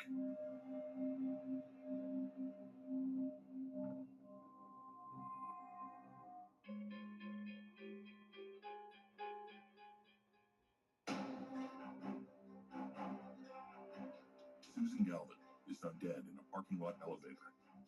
She'd been suffocated and sexually assaulted and locked in the elevator. She wasn't found for 4 days. The investigation determines that Susan was murdered on her way to work the graveyard shift at the Seattle Police Department. Police interviewed 2 Navy sailors that had went out with Susan and a friend days before her death, but they are never considered actual suspects and let go. Police then zero in on a suspect that was with Susan hours before she was killed. Known around town as Punchy the Clown, police discovered that he had become friendly with Susan from passing each other on the street. On top of that, Punchy had quit his job just days after Susan's murder. So this incident happened on a Sunday afternoon, and you ended up quitting your job a day or two later. Yeah, I was going to had to go somewhere else, move away. How come? No certain reason. Time to go. While there is no evidence to connect him to the murder, he remains a person of interest. With all clues and leads drying up, the investigation into who killed Susan Galvin is put on hold. The feeling that a detective has after working a case and getting nowhere is indescribable. It's obviously not as bad as what the family is going through, but no one involved in the investigation forgets about it. It's those cases that you can't close that stick with you the longest. We want to close the case as much as the family does. Whenever the topic of Susan comes up in the Galvin household, the conversation is quickly stopped. The loss of a loved one or family member can take on many different forms, all depending on the relationship at the time of death and your personal views on death. Some choose to confront it head on, others choose to talk about it, while others will keep it closer to themselves because they feel saying it out loud will make it true. But if they keep it inside and never acknowledge it, it's almost like it never happened. Talking about Susan remains taboo in the Galvin household, which takes an emotional toll on the family. Not talking or acknowledging a loss can take a massive emotional toll on a person because healing steps are not taken. It can only get worse and even manifest into physical hurt. Some people might take comfort from the grief and think if they get past it, the person didn't mean much to them. Through the years, there are no updates to offer the family, and their hope for closure runs out.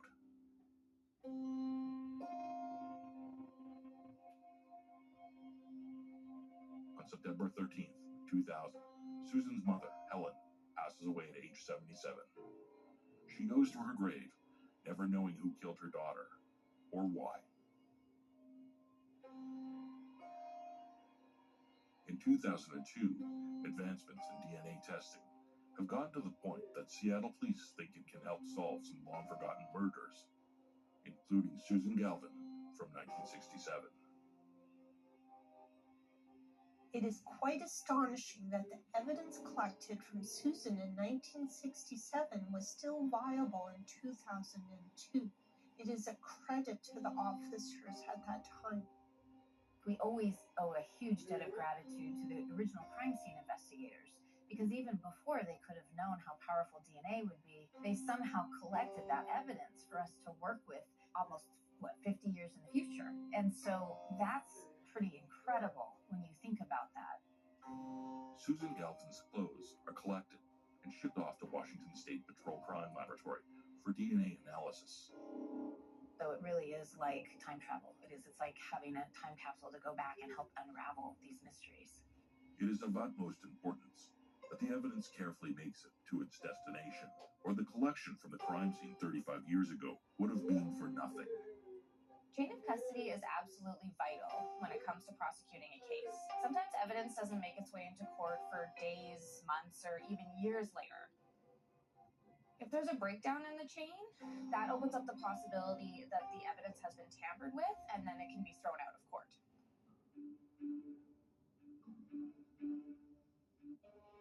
Once the evidence is received by the lab, technicians will perform what is called DNA profiling.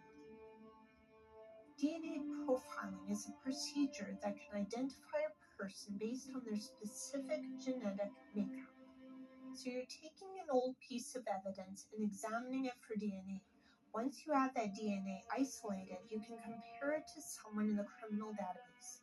But that result only occurs if their DNA is in the database, usually as a result of a previous crime, or if they have willfully uploaded their DNA profile to a genealogy database.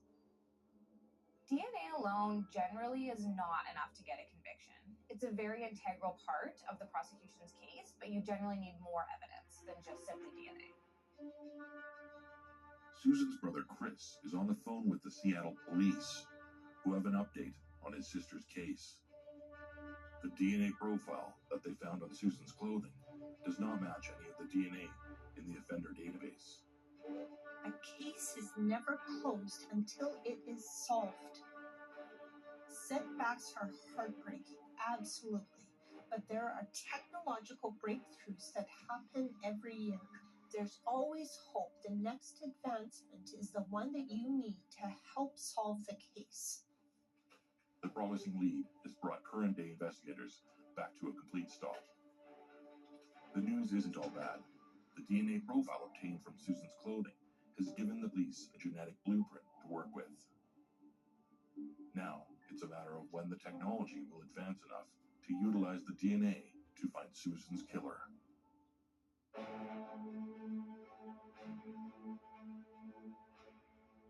At Drive Time, you can do a lot in 30 seconds right on your phone. Like get approved, then start shopping thousands of cars with real terms, all with no hit to your credit in as little as 30 seconds. But this is a 15-second ad. It sure is. Go to drivetime.com and do a lot in not a lot of time. Looking for a way to stretch the dollar? With Insurify, you can cut your car insurance bill in half. Scroll through dozens of prices and tap to switch online. That's it. No phone calls and no wasted time. Go to Insurify and save today. I naturally hold a lot of stress in my digestive system, as a lot of women do. When I started taking DSO-1, I immediately noticed how much lighter I felt, vibrant, alive. It really helps me stay regular, and you're not bloated at all. I honestly recommend DSO-1 to everyone. Visit Z.com to start DSO-1 today. They're thinking about their next adventure. You're thinking about their next vet visit. An ASPCA pet health insurance plan helps you afford the care they need. So while they're out living their best life, you can help make sure it's a long one. We have a deal. Thanks, everyone. Can you imagine if it was a million instead of a billion? We'd be so fired. Check the outer notes. Yes, multiple meetings say billion with a B. We've got this. Otter, you got this. Most deodorants just do armpits. Dove does more. Meet Dove Whole Body Deo for thighs, shoulders, knees, and those. Try new Dove Whole Body Deodorant. I have bad bunions. Future me. And no bunions. How? Lapiplasty corrects bunions at the source. Lapiplasty. Learn more at lapiplasty.com. Risks include infection, pain, and loss of correction. The summer fun means one thing. It's time to visibly say goodbye to crow's feet, fine lines, wrinkles, and under-eye bags, and say hello to smooth, beautiful, younger-looking skin with Plexiderm. Plexiderm smooths away wrinkles without foundation, without color makeup, and without expensive procedures. Best of all, you could try it for only $14.95 this summer. This isn't the first time I've been on TV raving about this product. It's amazing. My friends, my family, they can't believe it. Nothing works like this. I've had under-eye bags for a very long time, and it sucks. Finally, I tried something called Plexiderm. I put it on my face, and I'm not joking. It works. So take action this summer and pack up your under-eye bags and wrinkles and put them on vacation with Plexiderm. Try our summertime special and get it for only $14.95.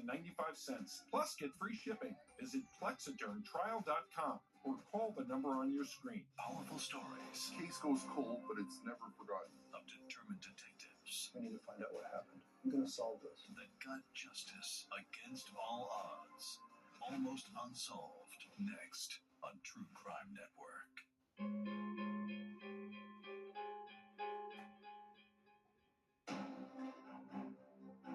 Susan Galvin is just 20 years old when she is murdered in 1967 on her way to work. Witnesses are few and far between, and there's only one possible suspect. Punchy the Clown was with Susan hours before her murder, but there's not enough evidence to connect him to the crime. However, he will continue to be a person of interest going forward. Years later, there's hope that new DNA profiling techniques could help to identify Susan's killer. But there were no matches in the criminal database for the DNA profile found. The case is once again cold.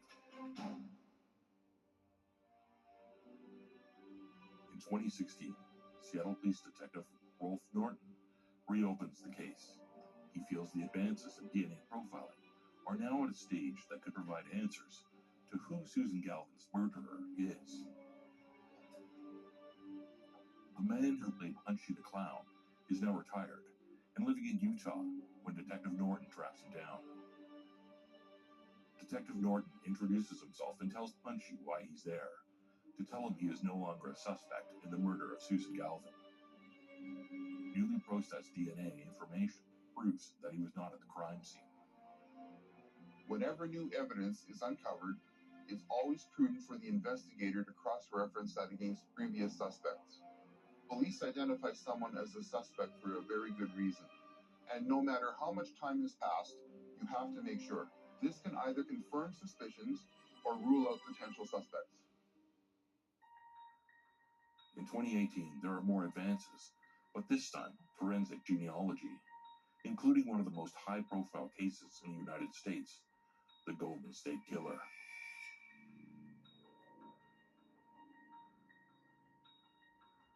D'Angelo was found using updated techniques in genetic genealogy that uses DNA left behind, creating and tracing a family tree using profiles submitted to a public genealogy database.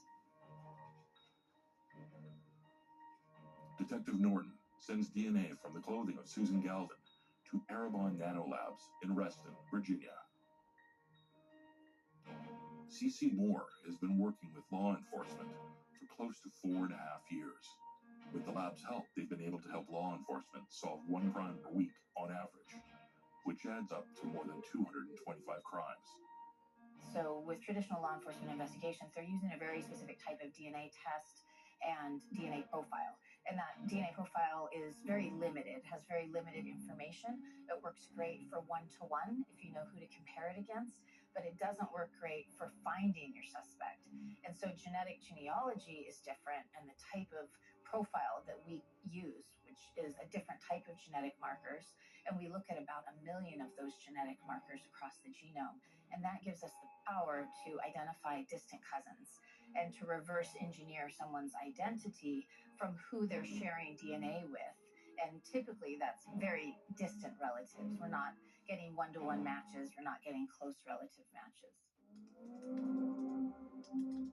C.C. Moore applies her methods to the Susan Galvin case to try and find her killer. The Susan Galvin case really hit me hard when I learned about it because it happened before I was born. So that was really interesting to be invited to help on a case that happened when I didn't even exist. The other, probably more compelling aspect of it is it happened in Seattle, right by the Space Needle. And my family is from Seattle. My parents met at University of Washington, and we drove up there pretty much every summer, went to the Space Needle, and it, really struck me that it could have been one of my family members. With an almost personal connection to the case, C.C. Moore is motivated to find Susan's killer. The first challenge with this case is that the DNA sample was mixed. So that means that the DNA contained the victim's DNA and the perpetrator's DNA. And fortunately, we have extremely skilled scientists that I work with at Parabon that are experts in deconvolution, which means extracting out the victim's DNA, so we're left with just that perpetrator's DNA. And so that really takes a lot of experience and training to be able to do that. There's a lot of attention in these cases on the DNA processing and the investigative genetic genealogy, but there's a really important step that happens in the middle. These are almost never pristine DNA samples. They're never optimal samples. They're almost always highly degraded. They might be contaminated with bacterial DNA, and they can be mixed, like in this case.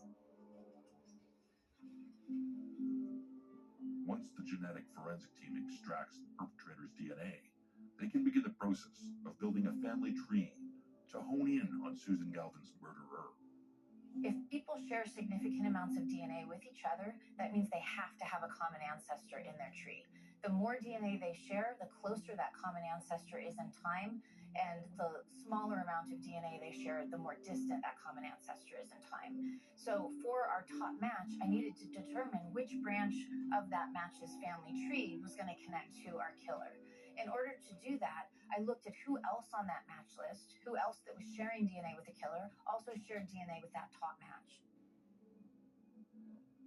When you can build the trees of multiple matches or people sharing DNA with your suspect and find how they connect. So that gives you one piece of his family tree. If they all share DNA and they have that common ancestor, it means that he will as well. So that gives us one piece of his family tree. The next thing that I had to work with was I knew that he was approximately 16% Native American. And that was interesting and quite unique because most of his ancestry was Northern European. With each new branch added to the tree, CC and the genetic forensics team gets closer and closer to naming Susan Galvin's killer. So 16% kind of falls in the middle. A great-grandparent gives you about 12.5%, and a grandparent gives you about 25% of your DNA. So that meant that this killer either had a grandparent or great-grandparent of full Native American ancestry.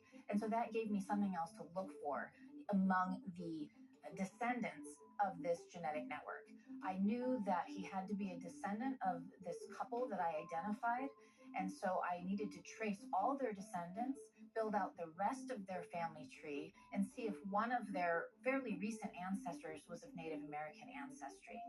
And so I did find that a descendant of that genetic network couple married somebody who had a Native American ancestor. I could see through the matches that a number of people that were sharing DNA with this killer had ancestors all from Poland. So if all of their ancestors are from Poland and they're sharing DNA with him, that means he has to have some Polish ancestors as well. The family tree is almost complete, and Cece has taken the investigation as far as she can. And in this particular case, I knew that his direct paternal line, so his father's father's father's line, likely had that Polish origin. And that's because we also looked at his Y chromosome, which is a different type of DNA. And so I knew these pieces had to come together. We had to have a descendant of the genetic network. We had to have a person descended from a Native American ancestor and someone descended from Polish ancestors. And through marriages, I found all those pieces coming together, and they led to just one individual. He was the only individual who had the correct ancestral mix to be the person that left his DNA behind at that crime scene. Therefore, he must have been Susan's killer. Now Detective Norton just has to find this individual.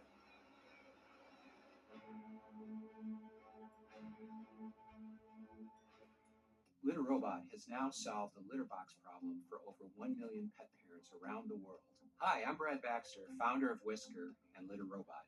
You'll never scoop again, and your cat will always have a clean bed of litter. Try LitterRobot today. They're called Dynasty hammock underwear. Soft, sweat-wicking, breathable underwear with a supportive pouch built in. You don't realize you need new underwear until you try these. Love your first pair or they're free. Upgrade to hammock underwear at Dynasty.com. It wasn't always like this. Dryness makes sex painful and awkward. But Reverie's vaginal moisturizer brought back the spark. Thousands of women have restored their vaginal moisture. Join them at Reverie.com. What happens in Vegas stays. Not anymore. Play Quick Hit Slots, the free-to-play mobile slots game that everyone is playing from coast to coast. Download Quick Hit Slots for free and get a 6 million coin bonus. Make every day a winning day. I was never able to find a bra that fit my small chest. Every bra gave me gaps or made me feel like I wasn't enough. It was something society taught us to be embarrassed about. Small-chested women deserve better.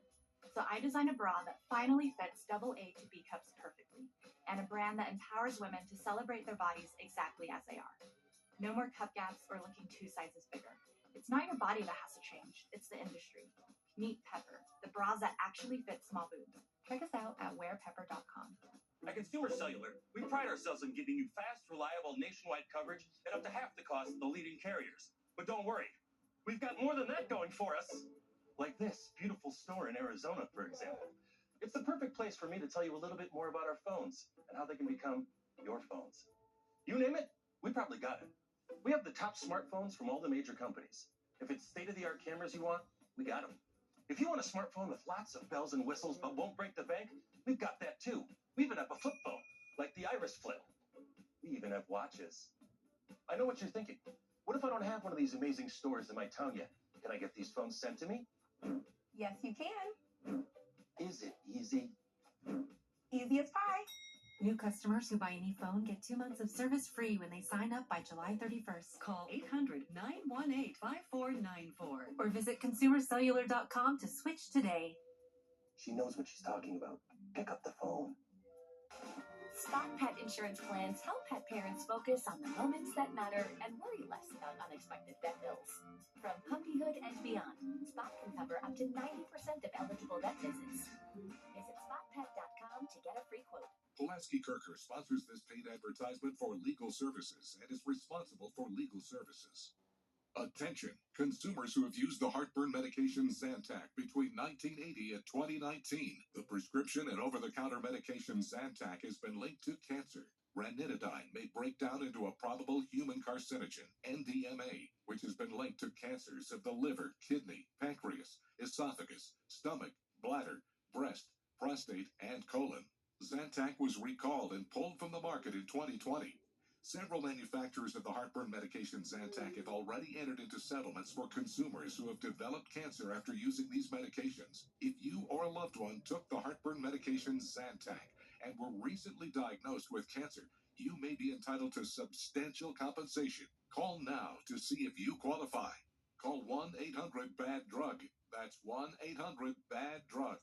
1-800-BAD-DRUG. At Drive Time, we made this 30-second ad to show all of you and you that in as little as 30 seconds, you can start shopping thousands of cars and customize your payments to fit your budget all on your phone. Now with no hit to your credit when you shop online. Wait, no credit hit. Now when you shop online with DriveTime.com, you can do a lot in a little time. Like I can shop thousands of cars and customize my payments without affecting my credit. Yeah, it's that easy. Ooh, I like this one. No, I like this one. Go to DriveTime.com and do a lot in not a lot of time. Looking for a way to stretch the dollar? With Insurify, you can cut your car insurance bill in half. Scroll through dozens of prices and tap to switch online. That's it. No phone calls and no wasted time. Go to Insurify and save today.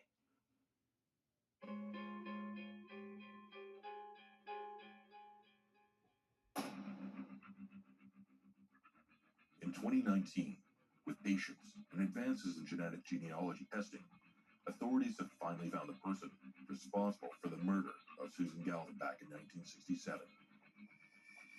Stacey Moore from Parabon Nano Labs took the DNA sample profile and through tracing descendants, found that only one person matched.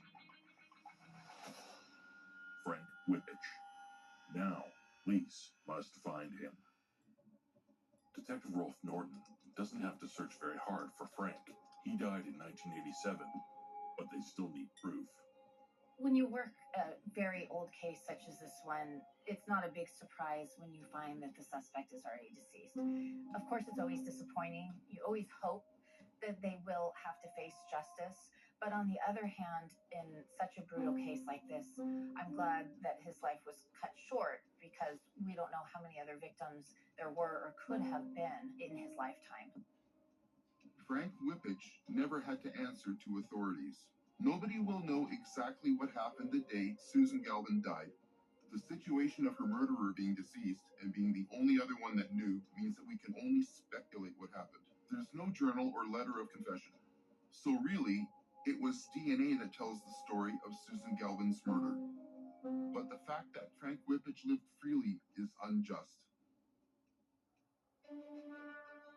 Since Frank is long past, authorities must exhume his body from the Riverton Crest Cemetery in Washington State.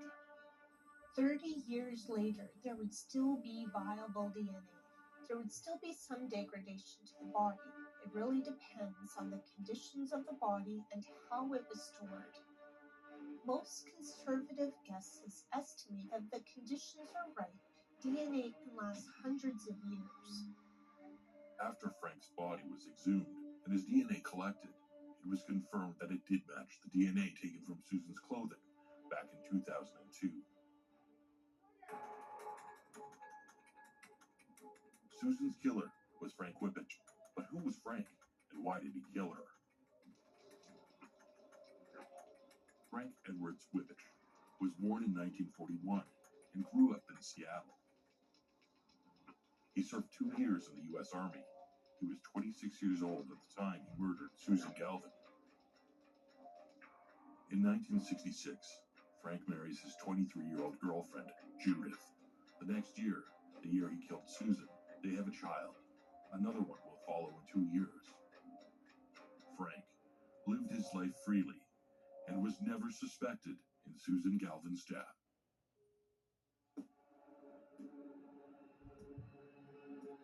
Reports come out that Frank had a habit of impersonating security guards. The reasons that someone impersonates a security guard can vary. One could fantasize of being a guard or be addicted to having power over ordinary citizens. It could also be to hide the fact that they are stalking someone under the guise of security. In 1971, Frank and Judith divorce. Later that year, he is convicted of larceny. He will remarry the following year. In 1975, Frank is again arrested, this time for a weapons offense. His relatives tell police that he has been impersonating a police officer and making traffic stops, all the while carrying a gun. Stolen valor is when an individual pretends to be a member of the military. It gives them a weird sense of power and respect from the public. It's using the uniform for false validation. It's disrespectful to anyone that's ever worn the uniform. There are many reasons why someone would steal valor. It could be as simple as wanting to be part of a respected group. Instead of earning your way into it, you dress like it. Or there could be more devious reasons, such as collecting money for a supposed charity. Frank spends 9 months in jail. In 1987, Frank Whippich passes away at the age of 46 from diabetes complications. In May of 2019, a press conference is held to announce that the case of Susan Galvin's murder is officially closed. The police chief presents Susan's brother, Chris, with the American flag that flew over the Seattle Justice Center the day Detective Norton solved the case. It's a satisfying feeling when you finally solve a case that you and your co-workers have been working on for so long. For detectives, it's an uncomfortable burden to carry when the case isn't solved. As a detective, the drive to solve the case is so important, mostly for the family, but also for the department. The detectives that originally worked the Susan Galvin murder case have all passed away, but their legacy remains in the way they collected the evidence to keep its integrity, to allow future investigators the opportunity to solve the case. This is the oldest case to utilize genetic genealogy to identify a suspect. And initially the pieces just weren't falling in place. But what was really key in this case was his mixed ancestry, the fact that he had these diverse origins, and I needed to find that one person that had that mix. And so when I found him, it was obvious it was him because it was such an unusual combination of ancestry. There is a very common misconception that one match solves a case. People always ask me, what's the one match that solved a case? And it almost never and should never be one match. It should be a web of matches. It's like pieces of a puzzle.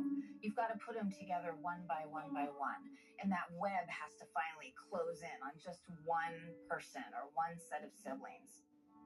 When I found him among the descendants of that genetic network, he had such a unique mix of ancestry that it really became obvious that this had to be the guy. It is unjust that Frank was able to roam freely for years before serving time. Susan's family suffered knowing her killer wasn't behind bars.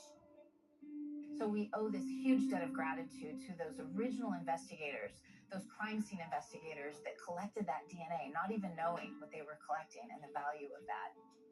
Armed with Frank Whippich's DNA profile, police continued to investigate if Frank had killed anyone else when he was in the Army and stationed in New York, Germany, and Alaska.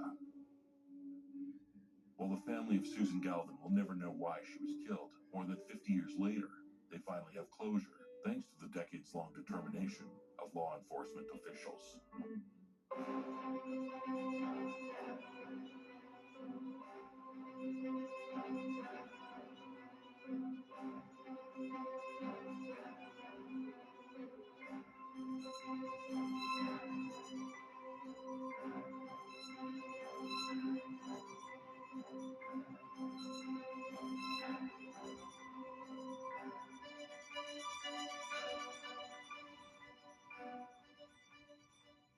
Powerful stories of determined detectives. Almost unsolved. Next.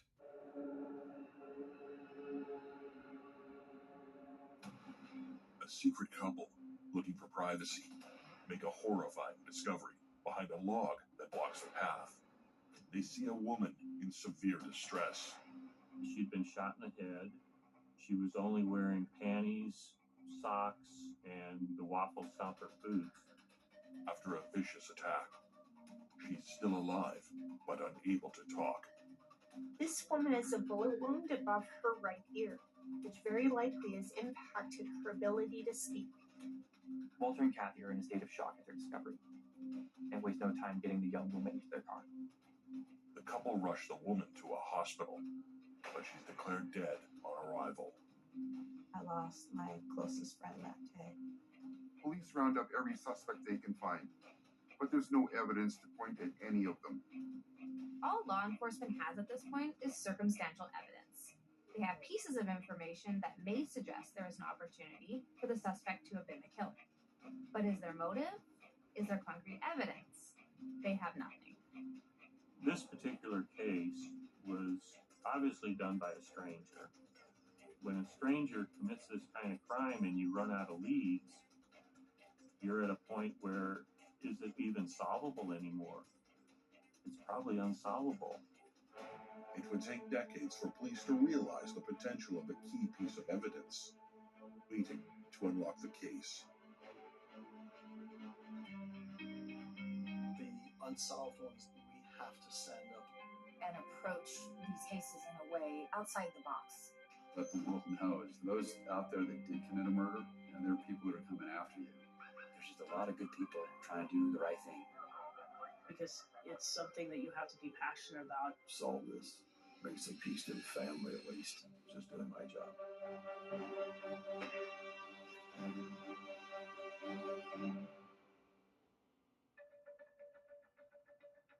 Snohomish County, Washington, 20 minutes north of Seattle. It's known as the heart of the Pacific Northwest. The area boasts a growing tech sector, aerospace industry, and modern agriculture, along with a population of nearly 1 million. Snohomish was a quiet place where kids could play. It was rural. People rode horses and did simple things for fun. But in 1972, development hasn't reached the area yet. There are plenty of places in the county where no one can see you.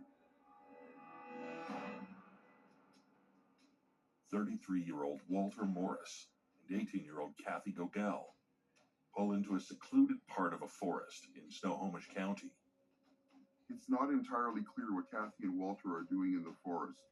They tell police they were going to practice shooting Walter's .22 caliber rifle, but it's also a good place to spend their time together since they were keeping their relationship a secret.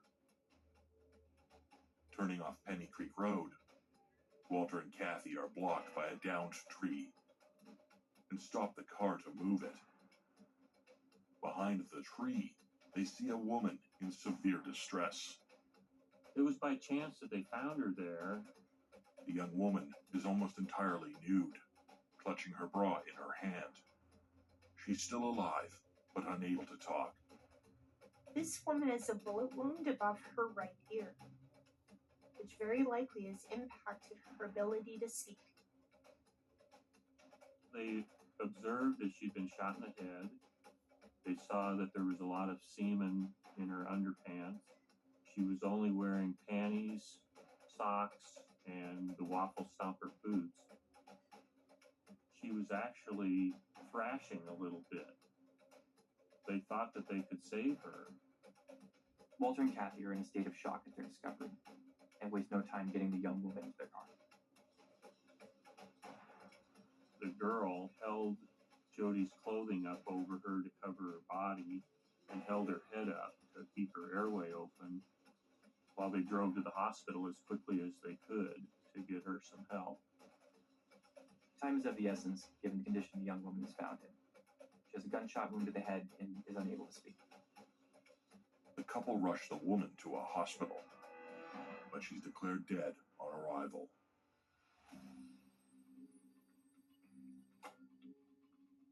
County sheriffs are alerted of the crime and begin looking for a killer. Normally, when you go to a crime scene, you try not to go in and disturb anything. So the initial patrol people cordon everything off to keep everybody out. And then when the detectives arrive, they go through methodically trying to process everything without disturbing anything. So the first thing they're going to do is take photographs of the entire area and look for evidence as they move in. When the police are notified of this crime, there's very little to go on.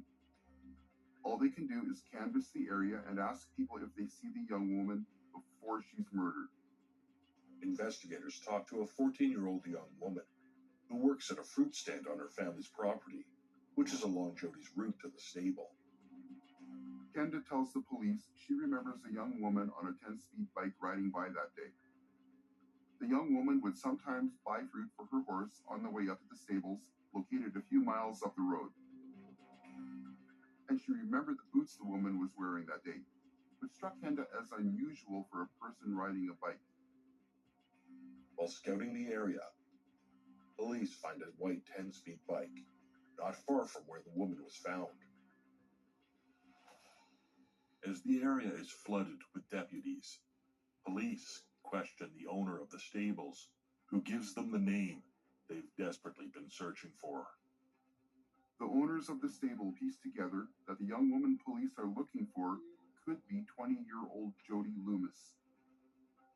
By the time police arrive at the doorstep of Jody Loomis's house, she has already been missing for several hours. Her mother had given her a dime to call home she was going to be late, but that call never came, so everyone in the house was under intense stress. I noticed that my mom and dad, they had a funny look on their face, and they were like, Jody should have been home quite a while ago, and we haven't heard from her. A knock came on the door, and it was a detective, and said, we think we have your daughter. My mom went down to the ground, and my dad, before my dad could even get to her, that's a moment. There's those moments everybody has in their life, and that's one for me. The last thing my mom made sure of was, did she have that dime in her pocket? You know, we always had to carry a dime with us in case we ever needed to make a call. I was 12 years old when we lost Jody, and my world changed. I lost my closest friend that day. Jody lives in a house with her parents and sister Jana, along with her fiance, Jim. By all accounts, Jody is a kind, free spirit who thinks for herself. If she loved you, she loved you. And that didn't mean she wouldn't be mad at you in the next moment, but she loved you. Jody is an animal lover and a talented artist. I really appreciate what she was able to do. In the early 1970s, brown suede boots with a thick waffle-shaped sole became a fashion trend. The so-called waffle stomper boots may have been worn for a sunny August day, but Jody wears them anyway. Jody's petite and has the same shoe size as her sister, so she borrows her sister's boots. If she hadn't worn those boots, who knows whether the girl at the fruit stand would have noticed Jody ride past on her bike that day. Police investigate the hours leading up to Jody's horrific attack in the forest. Jody leaves her home on her bicycle in the afternoon of August 23rd. My mom would often drive Jody, but she was getting into bicycling with her fiance and was trying to get in better shape so she could keep up with him. And so she decided to ride her bike to her horse pasture and get that extra exercise. Jody's horse, Saudi, is located at the stables, 6.5 miles north of the family home. Jody makes a stop at her friend's house, Linda Hook. Linda's family is one of many who are leaving Snohomish County in search of better opportunities. When Jody knocks on her door, Linda's packing to go to California and won't go horseback riding with Jody. The feeling that they could have been there to prevent what happened to Jody is a heavy emotion for a friend to carry. Although it wasn't her fault, those pervasive what-if thoughts can be difficult to silence. Kenda tells police she remembers Jody taking a little extra pause before continuing on her bike. It's unclear why she pauses. Perhaps Jody sees something that makes her hesitate. Or perhaps she's a couple of miles into a 6-mile bike ride and simply needs to catch her breath. Jody is found by Walter and Kathy at 5:30 p.m., suffering from the gunshot that would ultimately kill her. Police determined that Jody was attacked while riding her bike towards the stables, sometime between when she's seen at the fruit stand and when she's discovered. I felt like she was so smart, but I felt like she was quick to say, I don't like you, get out of here, and then that could have triggered something in the murder. With somewhat limited information to go on, Snohomish investigators continue to push hard to find who did this to Jody Loomis.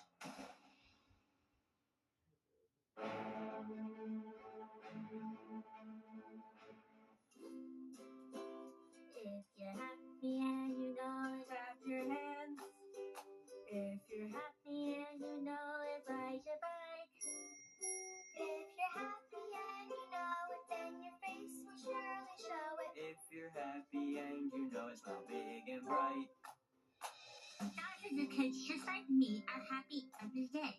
And it's all because of generous people like you who support Shriners Hospitals for Children every month. All you have to do is call the number on your screen or go online to loveshriners.org right now with your monthly gift. Because of people like you, Shriners Hospitals for Children is able to make an everyday miracle happen for kids like me. If you're happy and you know it, dance around. If you're happy and you know it, play a song. If you're happy and you know it, then your face will surely show it. If you're happy and you know it, take a shot. And when you call or go online right now to donate $19 a month or more, we'll send you this adorable Love to the Rescue blanket as a thank you and a reminder of all the smiles you're bringing to kids' faces every day. Well, today is the day you send your love to the rescue. When you call the number on your screen right now and give as little as $19 a month, just 63 cents a day, you'll be making a life-changing difference for a child, just like Sarah. Your monthly gift today could change your life forever. Because of you. We are happy and we know it. Thank you. Thank you. Thank you. Thank you. Please call or go online right now to give. If operators are busy, please wait patiently or go to loveshriners.org right away. Pulaski Kirker sponsors this paid advertisement for legal services and is responsible for legal services. Attention, consumers who have used the heartburn medication Zantac between 1980 and 2019. The prescription and over-the-counter medication Zantac has been linked to cancer. Ranitidine may break down into a probable human carcinogen, NDMA, which has been linked to cancers of the liver, kidney, pancreas, esophagus, stomach, bladder, breast, prostate, and colon. Zantac was recalled and pulled from the market in 2020. Several manufacturers of the heartburn medication Zantac have already entered into settlements for consumers who have developed cancer after using these medications. If you or a loved one took the heartburn medication Zantac and were recently diagnosed with cancer, you may be entitled to substantial compensation. Call now to see if you qualify.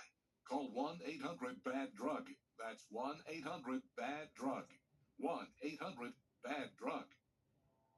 Attention diabetic patients. Have you or a loved one been prescribed semaglutide, also known as Ozempic or Wegovy? If the answer is yes, listen carefully to this important legal announcement. Patients that have taken Ozempic or Wegovy have an increased risk of developing serious digestive or intestinal complications. The manufacturer of Ozempic and Wegovy failed to adequately warn patients about the potential risks of these medications. Serious injuries may include chronic vomiting, gastroparesis, stomach paralysis, pancreatitis, and more. If you or a loved one took Ozempic or Wegovy and suffered from any of these complications, please call the Negligence Network today. You may be entitled to substantial financial compensation without going to court. Call the Negligence Network now to find out if you're eligible to file a claim. There is no fee unless we win your case. Call 1-800-600-4177. That's 1-800-600-4177. 1-800-600-4177. The True Crime Network. Download the free app.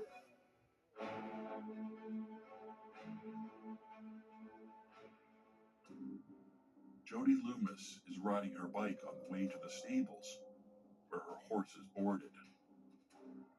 Jody has been missing for several hours at this point, so everyone in the house was under intense stress. Jody should have been home quite a while ago, and we haven't heard from her. Jody is found by Walter and Kathy at 5:30 p.m. She'd been shot in the head.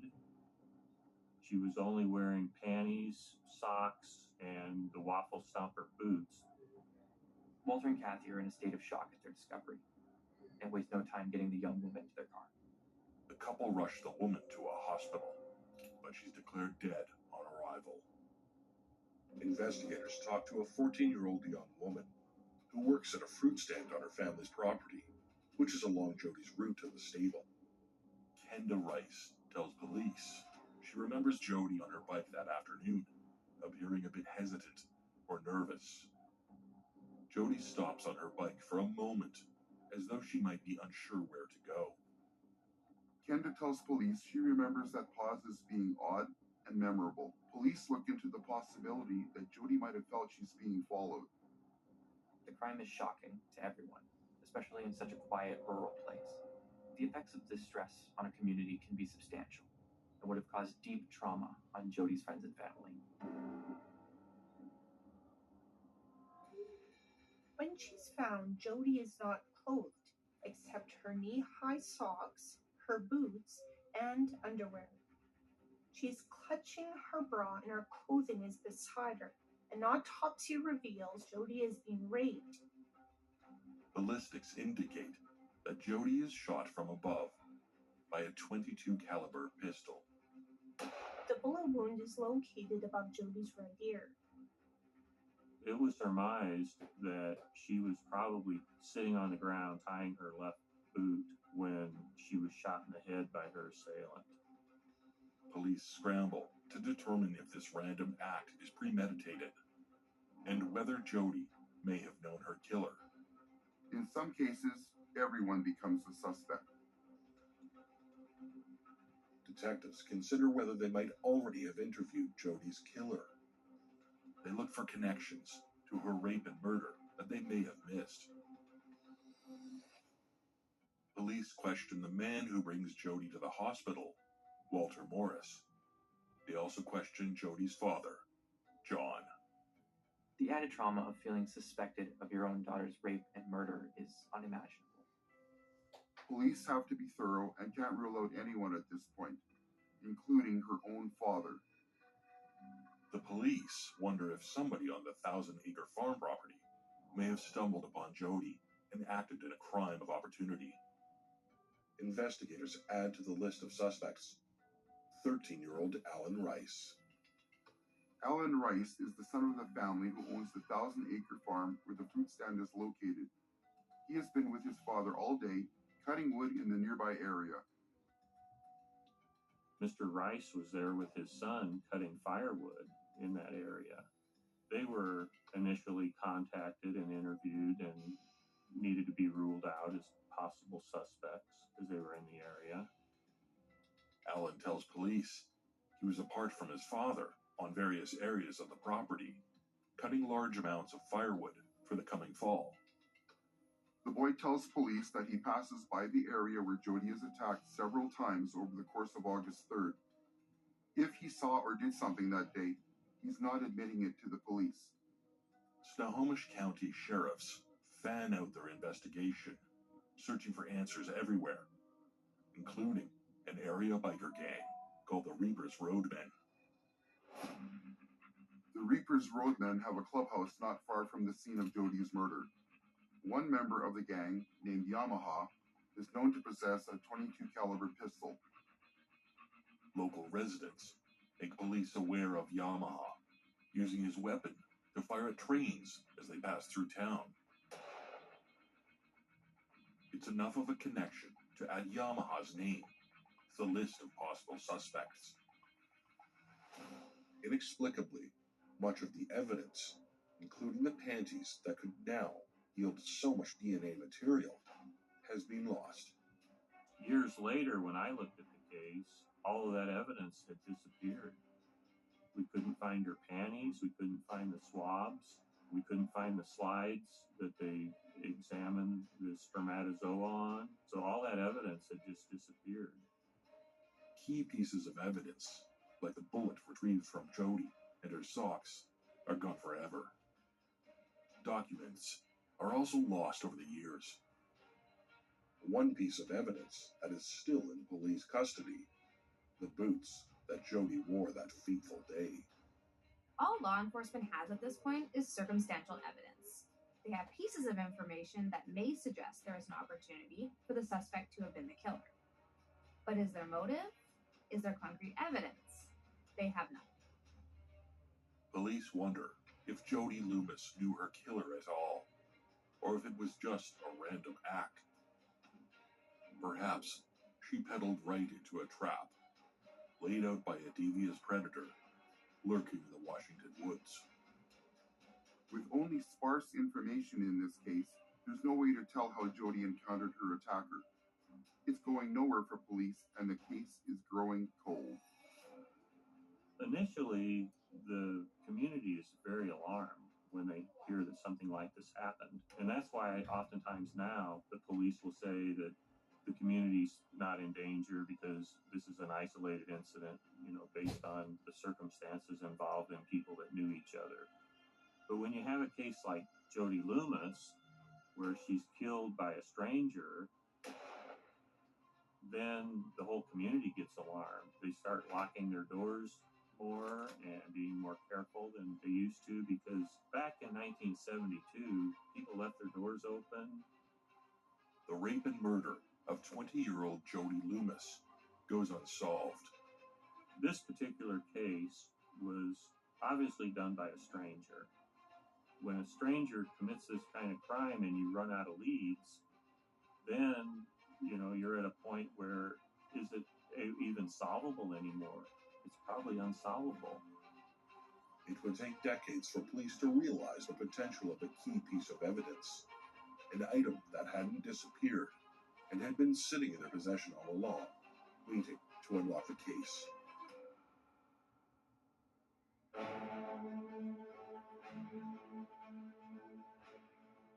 This summer, we're in a race against time as temperatures rise.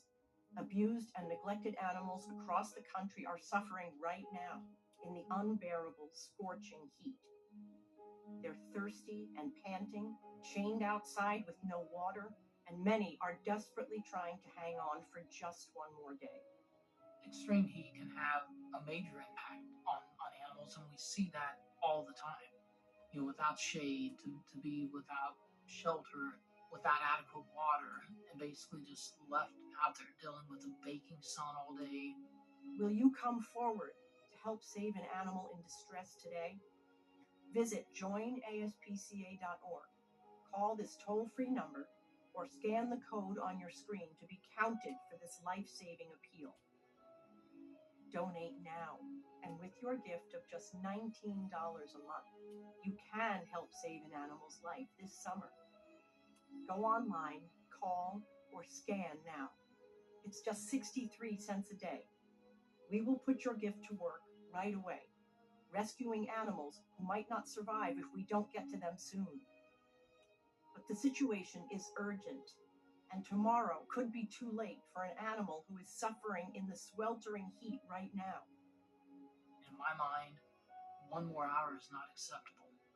These animals have suffered enough. This is no way for any animal to live, and it's heartbreaking to imagine what they are going through. They're desperately trying to hang on, but time is running out. Your support is the help they need right now. Don't wait. These animals have been dealing with that environment and probably much worse for a long time. So visit our website, call this number, or scan the code on your screen, and donate just $19 a month. Do it in the next 10 minutes, and we'll send you this free welcome kit, including our limited edition Animal Champion t-shirt. We cannot put an end to this type of animal cruelty without the generous support of the ASPCA donors. If there ever was a time, this is it. So if you sign up in the next 10 minutes, we'll send you this free welcome kit, including this beautiful t-shirt for taking action right away to save an animal's life this summer. These animals have suffered enough, and maybe you're going to be the reason why those animals will never have to suffer again. We're in a race against time to reach vulnerable animals who are barely hanging on. Help rescue an animal today. Go online, call, or scan right now. Dr. J, are you a real doctor? I save seniors from painful, overpriced cell phone bills. How? I get them to switch to Freedom Pop, America's #1 cell service for seniors. Just $10 a month for unlimited talk and text. Freedom Pop, America's #1 cell service for seniors. Strapless bras never fit small-chested women. You get awful cup gaps, and the bra never stays up. Meet the bra that you can actually count on by Pepper, the bra company just for small boobs. The MVP strapless bra gives you flattering lift that stays up all day with no cup gaps, specially designed for double A to B cups. The bra speaks for itself. It fits me like a glove. It's a strapless bra perfected for small boobs. Go to wearpepper.com. For years, I was stuck using traditional foundation. They'd always cake or crease in my fine line. That's why I created Bake, Balance, and Brighten, our award-winning foundation for mature skins. You'll love how it feels and how you'll look. Learn more at laurageller.com. My doctor told me I needed to start prioritizing my liver health. Dose for Your Liver is a clinically backed supplement that supports healthy liver function. My stomach feels a lot better. He has more energy, he sees his grandkids more. Start your liver health journey today at dosedaily.co. Looking for a way to stretch the dollar? With Insurify, you can cut your car insurance bill in half. Scroll through dozens of prices and tap to switch online. That's it. No phone calls and no wasted time. Go to Insurify and save today. Coming up next on True Crime Network.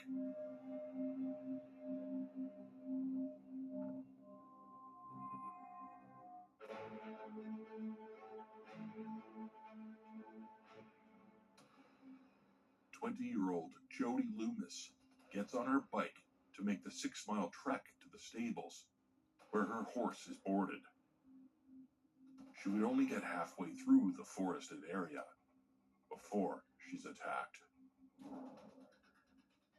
A couple happens to discover Jody and rush her to the hospital, but it's too late.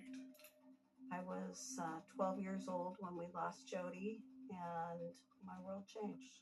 I lost my closest friend that day.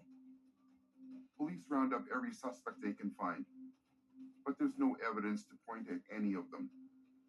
Key pieces of evidence are also lost over the years. We couldn't find her panties, we couldn't find the swabs, so all that evidence had just disappeared. One piece of evidence that is still in police custody: the boots that Jody wore that fateful day. With police unable to clear names for years, Jody's parents and sister have to learn how to cope with an overwhelming lack of closure. It's hard to imagine being a 13-year-old who has to make sense of this, never having the answers you crave.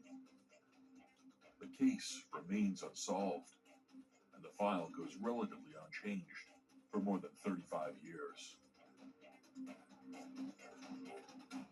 In 2008, police breathed new life into the case, as Jody's murder is featured in a deck of cold case playing cards that Snohomish County Police distribute to prison inmates.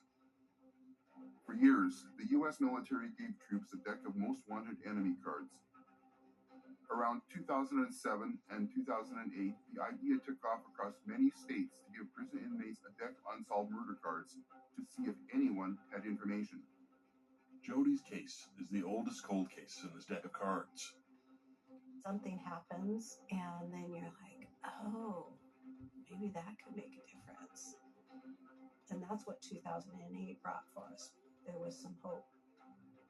Law enforcement hopes to uncover new information behind bars. For this particular case, the playing cards come up empty. That same year, members of the Snohomish County Cold Case Unit send evidence from Jody's murder to the state crime lab for an examination. The evidence has been looked at by forensic scientists a number of times over the years.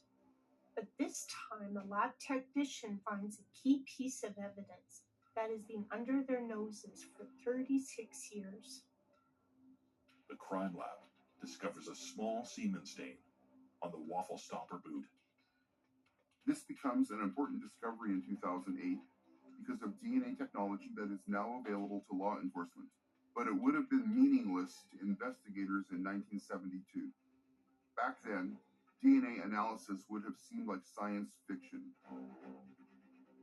They take a sample of the stain for DNA analysis. They determine the DNA of the man's semen, but also discover DNA that matches Jody's DNA mixed with a male's DNA. This confirms that it is the DNA of the man who had intercourse with Jody. It's very likely the DNA of the killer. The DNA information breaks the case open. The men who were suspects in 1972 give DNA samples to clear their names through comparison with the semen found on Jody's boot. At the same time, the DNA is sent to CODIS. CODIS, the Combined DNA Information System, is a nationwide stockpile of DNA samples taken from convicted felons, missing persons, and crime scenes. It is created and maintained by the FBI since 1998. Alan Rice, now in his 50s, is cleared of any involvement. So is Walter Morris, who found Jody after the attack. And the biker gang theory loses steam. Jody's father passes away in 2005 before DNA can point them to Jody's murderer. After a cross-reference with the millions of DNA samples in the CODIS database, investigators come up empty. They can't find a DNA connection with someone else in the databank. There's nowhere to go with the file, and it becomes a cold case.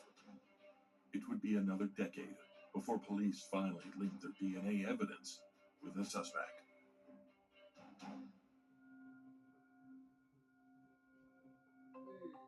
A famous case involving a serial rapist and killer in California gives Snohomish County Police a new weapon in their arsenal. With the availability of DNA home kits to establish genealogy and build family trees, law enforcement sees an opportunity to use genetic genealogy for criminal investigations. You can find relatives of the criminal partial matches, which can lead to the DNA match. The Golden State Killer case in California is the first example of genetic genealogy being used to solve a murder.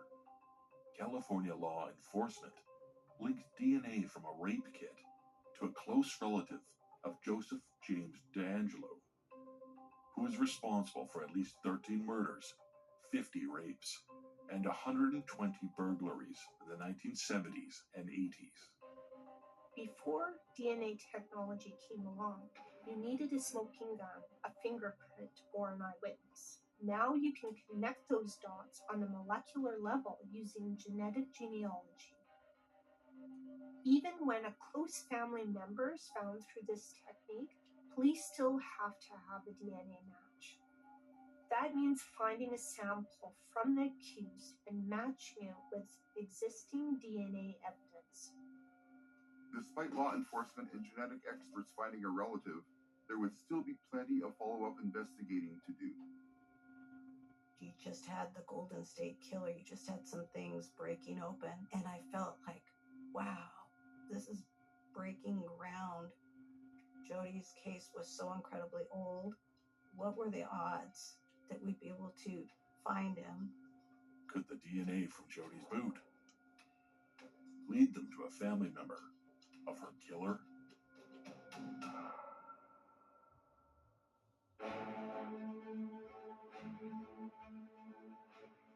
At Consumer Cellular, we pride ourselves on getting you the exact same nationwide coverage as the leading carriers for up to half the cost. But don't worry, we've got a lot more than that going for us. Woo. Like this beautiful store in Arizona, for example. It's the perfect place for me to tell you a little bit more about our phones and how they can become your phones. You name it, we probably got it. We have the top smartphones from all the major companies. If it's state-of-the-art cameras you want with space-age metal housing, we got them. If you want a smartphone with lots of bells and whistles but won't break the bank, we've got that too. We even have flip phones like the Iris Flip. If you're someone that doesn't need all that mumbo-jumbo and just wants something simple. And now, we even have watches. We do. No matter what device you choose, you'll be happy to know that if your data needs change, No problem. with our Smart Flex feature, you don't have to sweat it. Like say you're on a road trip out west and end up using a bunch of data. We can simply flex you up to the next data tier for as little as $5. Then, when you get home, you can flex right back down with no penalty. So you only pay for what you actually need. With Consumer Cellular, you get the exact same nationwide coverage as the leading carriers for up to half the cost. I know what you're thinking. What if I don't have one of these amazing stores in my town yet? Can I get these phones sent to me? Yes, you can. Will our award-winning customer service help me switch over or add a line for $15 to make my own family plan? Of course they will. Is it easy? Easy as pie. You see that tower out there? It's a beauty. And there are thousands more like it, working hard for me and you, supplying 5G coverage to this beautiful nation of ours. We know how important coverage is. That's why we offer a risk-free guarantee. If you're not satisfied within 30 days of activation, you can pay nothing. Oh, look. New customers who buy any phone get 2 months of service free when they sign up by July 31st. Call 800-311-5340 or visit consumercellular.com to switch today. She knows what she's talking about. Pick up the phone. 1 second, Grandma. This guy's gonna buy my car. Okay, you need Carvana. Entering plate number, no accidents, right? No. Generating offer. Carvana can pick it up tomorrow. That's an amazing offer. Sell your car the easy way with Carvana. The future. The way you see it is said to depend on where you sit. At XChair, we think it also gets down to how you sit, which is why our technology is light years ahead. With our groundbreaking LMX technology, bringing hot, cold, and touch into one extraordinary seating experience. At XChair, we've got our eye on the future of work, so you can focus on the present. Bring home extra comfort during our big July 4th sale. Get up to $400 off with LMX and FS logging wheels included. Deals end soon. Dogs are expensive. My number one pet parent hack, Spot Pet Insurance. Spot made it so painless and easy for me. They reimbursed me $2,700. I'm here to tell you, consider getting pet insurance. Powerful stories Case goes cold, but it's never forgotten. of determined detectives. We need to find out what happened. I'm going to solve this. That got justice against all odds. Almost Unsolved. Next on True Crime Network.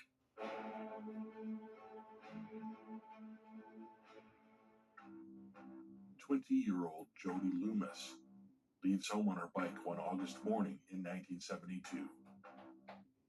Never to return. She would only get halfway through the forested area before she's attacked. I lost my closest friend that day. After exhausting all leads in this case, police run out of places to go. The investigation goes cold for decades. Key pieces of evidence are also lost over the years. We couldn't find her panties. We couldn't find the swabs. So all that evidence had just disappeared. That same year, members of the Snohomish County Cold Case Unit send evidence from Jody's murder to the state crime lab for an examination. The evidence has been looked at by forensic scientists a number of times over the years. This time, they get a hit. 46 years later, Snohomish County cold case officers get a phone call from the genetic genealogist. Finally, after nearly 50 years, police close in on a suspect. The Ancestry database links the DNA from Jody's boot to the parents of 6 brothers. But one brother in particular immediately stands out for police. Terrence Miller. It was really weird when we heard the name. I thought for sure I was going to recognize the name, and it didn't mean anything to me at all. Terrence Miller does not have a criminal record, so he wouldn't be listed in CODIS. However, he had a number of run-ins with the law, and many of those incident reports involved sexual impropriety. But no charges were ever filed. Police quickly gather information on Terrence Miller. He was accused of sex crimes several times in his life, some of those times with family members. And he lived just 5 miles away from the wooded area where Jody Loomis is found in 1972. Police stake out Miller's home, where he and his wife of 43 years operate a ceramics shop. They're hoping he will leave a sample of his DNA behind so they can see if it's a match with evidence they already have. August 2018. Police conduct surveillance on Terrence Miller, hoping he will leave behind a piece of DNA that will fully match the DNA from Jody's boot. Police are desperate to acquire DNA from the suspect. Hair, saliva, anything. And he will not give it up willingly. He probably knows he's being followed and they're after his DNA. He's got to be sweating over that. He can't leave DNA evidence behind. For Jody Loomis's family, time is of the essence. My mom got to know that they were going to be making an arrest and that it was close, and the detective had that time with her to let her know that he was working as fast as he could and getting as much done. Her mom was disabled and bedridden. I can recall going there and talking to them several times prior to the point where we could get it solved. It was important to let her know that we were working on the case and it wasn't forgotten. Sadly, Rosemary Loomis would pass away in January 2019 at the age of 91. I felt really bad that we weren't able to go and tell her, hey, he's behind bars. Jana had told her mom that it's getting close. So her mom, I think, was at peace when she died. We didn't make it to the arrest with my mom, but it was enough for her to know that they were narrowing it in and that it would be me. It won't be until Terrence visits a local casino that he slips up and leaves them a sample of biological material. You want to get your best DNA evidence from something that has saliva on it, because there's a lot of good DNA in saliva. All scientists need is less than a gram of genetic material. We're talking a number of cells, and it can be from dead skin, dried saliva, or anything from a person's body. The dried saliva from a coffee cup can be used to identify the person who's been drinking from it. Now that they have a DNA sample from Terrence Miller, they send it back to the lab for analysis to ensure it matches the DNA extracted from the boot and to answer the question, is Terrence Miller Jody Loomis's killer? As police await results of the DNA analysis, they continue their investigation with a visit by undercover detectives to the Miller residence. Inside the ceramics shop, there are stacks of newspapers used to wrap items. A number of newspapers contained stories about violent crimes, specifically about DNA evidence and cold cases. But one newspaper laying out on the table gets the attention of law enforcement. It's a newspaper from 7 months earlier with a headline about a previous arrest made using genetic genealogy. Using genetic genealogy, Snohomish County Sheriffs arrest William Talbot for the unsolved 1987 rape and double murder of a young Canadian couple, Tanya Van Coilenberg and Jenny Cook. In the 1987 case, Tanya is shot in the head after being raped. Police use DNA from the semen stain and match it to DNA discarded by Talbot more than 30 years later. We had undercover detectives go into his wife's business to try to see what they could learn that could connect him to Jody's crime. And they found that newspaper sitting out on a table in her ceramic business.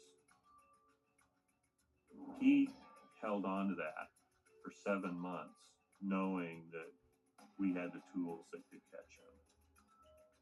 The Golden State Killer pleads guilty, so a court has never tried and convicted using evidence from genetic genealogy. Prosecutors are in uncharted territory with this case.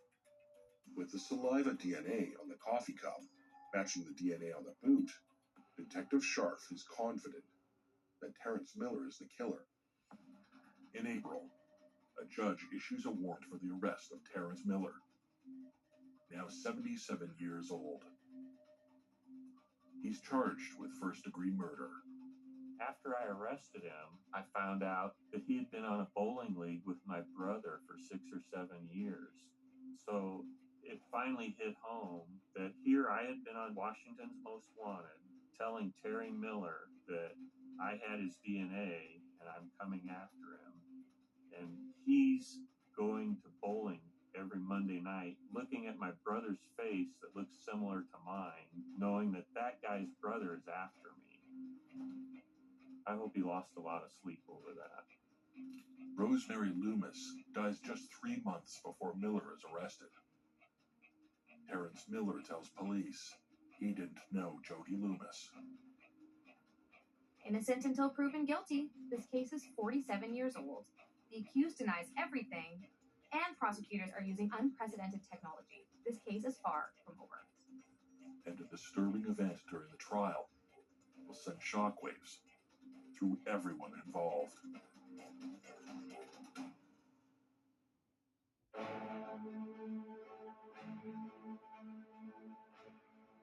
We love our homes, and these days we're spending about 3/4 of all our time there, which means we're using the things that make our homes run more than ever. Our water heaters, air conditioning, washers, and dryers. And we don't even think about all these systems and appliances. They're just there for us until unexpectedly something breaks, and then you get the bill.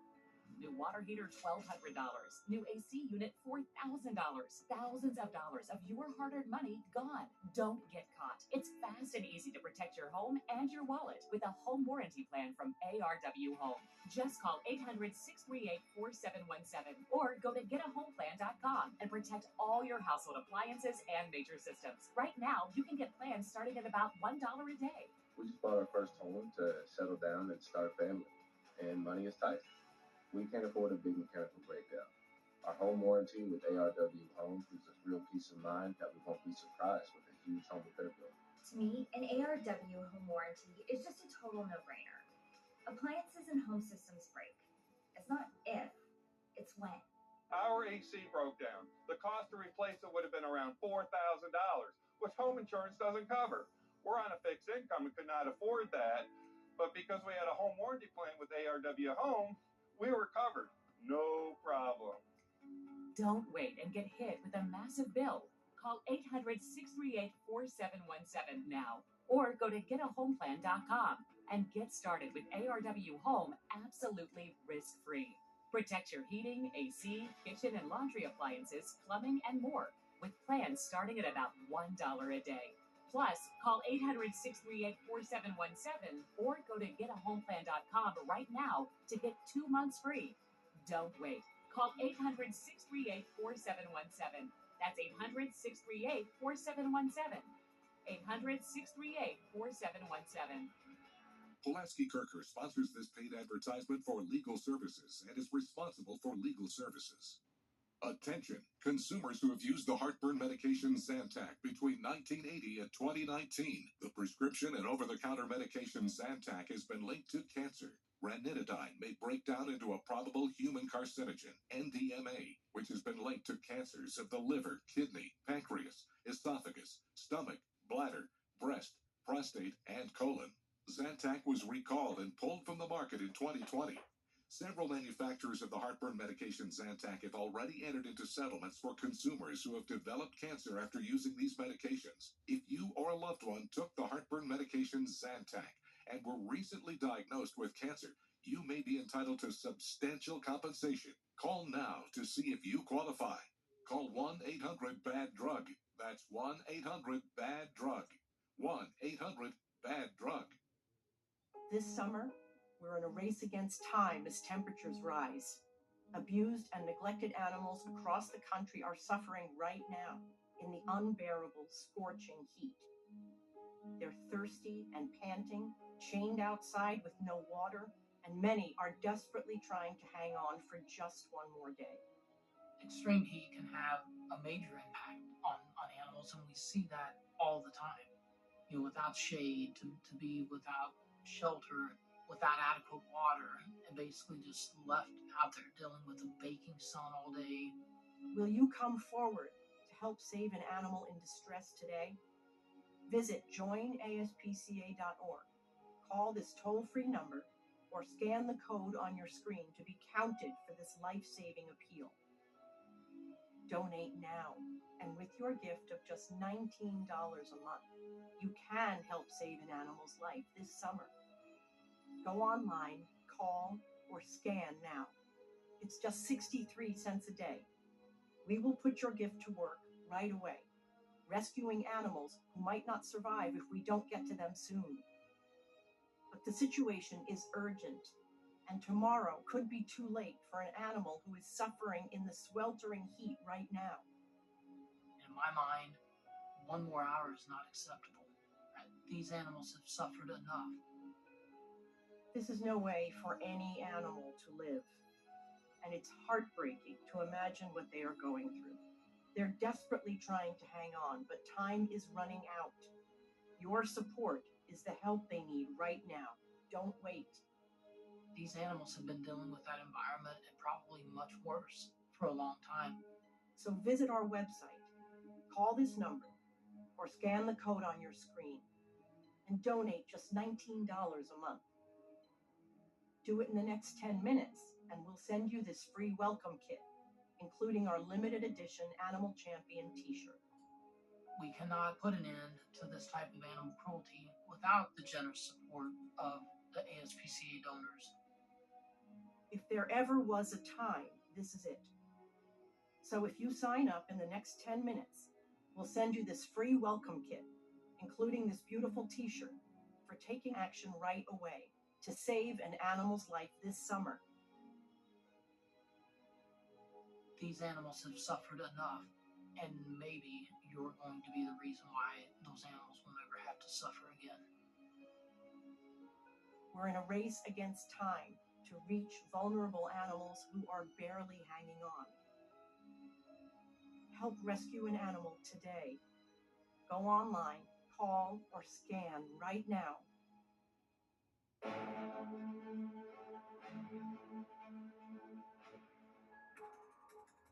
Using DNA from a discarded coffee cup, Snohomish County sheriffs believe they have the man responsible for the rape and murder of Jody Loomis 47 years earlier. They matched the DNA with a semen stain found on the boot Jody was wearing the day she was killed in 1972. Terrence Miller's wife of 43 years looks on as her husband is charged with first-degree murder. He's free on $1 million bond. At this point, Terrence Miller is 77 years old and not considered a flight risk, especially not with the bail set so high. By the time the case against Terrence Miller goes to trial, William Talbot is found guilty of murder, and a precedent is set. That's hopeful news for prosecutors, but the burden on the prosecution is still huge. There's a mountain to climb here. While the prosecution brings forward its evidence, the defense points out that the burden of proof is on prosecutors to prove beyond a reasonable doubt that Terrence Miller is guilty. The defense questions the integrity of the entire case, suggesting that there's not enough to convict Terrence Miller of the crime. The job of the defense attorney is to poke holes in the prosecution's case. With key pieces of evidence missing, be it from willful destruction of the evidence or things being lost as they're rearranged, these are holes in the case the prosecution must overcome to get a guilty verdict. The prosecution basically tells the jury that science doesn't lie. They show the DNA evidence from the boot to the coffee cup and how they made the match, and then let the jury decide. November 2020. Both sides complete their closing arguments, and the jury deliberates. But Terrence Miller takes justice into his own hands just hours before the jury is expected to come back with its verdict.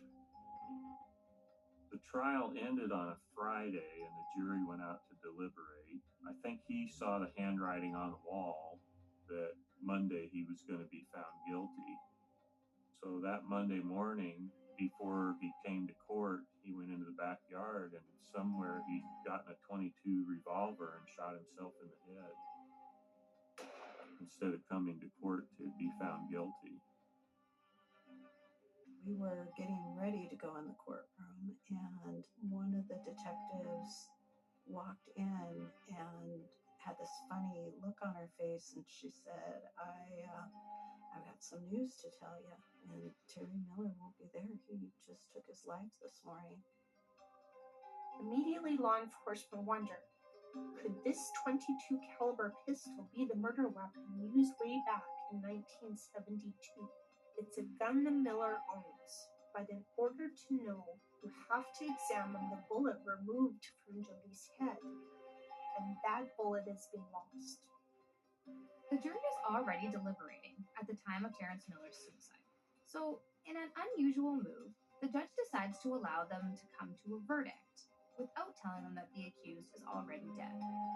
Unaware that Terrence Miller is dead, the jury comes back with a verdict the very next day. They find him guilty of first-degree murder. They let the jury, without knowing the murderer, he murdered himself, let them make the decision, and he was found guilty. At least our family was able to hear that. I'm glad that the jury was able to make their decision. Getting a conviction using genetic genealogy is still a new technique, but becoming more widely accepted in courts. There are now dozens of cases being prosecuted using this approach. Using genetic genealogy to locate a suspect and then confirming it with 2 DNA samples taken nearly a half a century apart is a huge step for investigators. It shows there is no time limit on justice. Genetic genealogy. It's another tool in the arsenal for investigators. For the family of Jody Loomis, it brings a piece of closure on a tragedy that left a 50-year scar. The one thing that Jody would want is to give other cold case families hope. I think that would be Jody's biggest drive. The only way I think you can have closure is if you could bring Jody Loomis back and give her back to her family.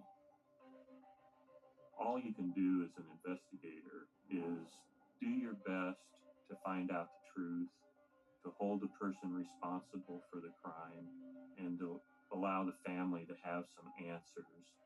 We do this work to give the family some answers and peace of mind, because I don't think you can ever really give them closure. With the DNA on the boot that Jody was wearing when she was found, and the DNA on the coffee cup that Miller casually tossed out, the rape and murder of Jody Loomis is finally solved. Seeing that boot again was like, okay, yeah, it doesn't look quite, it had aged a lot. To see it again and hold that boot and to know that so many things in Jody's case, so many things have been lost along the way. this person's no longer alive. And then all of a sudden, the boots would save the day.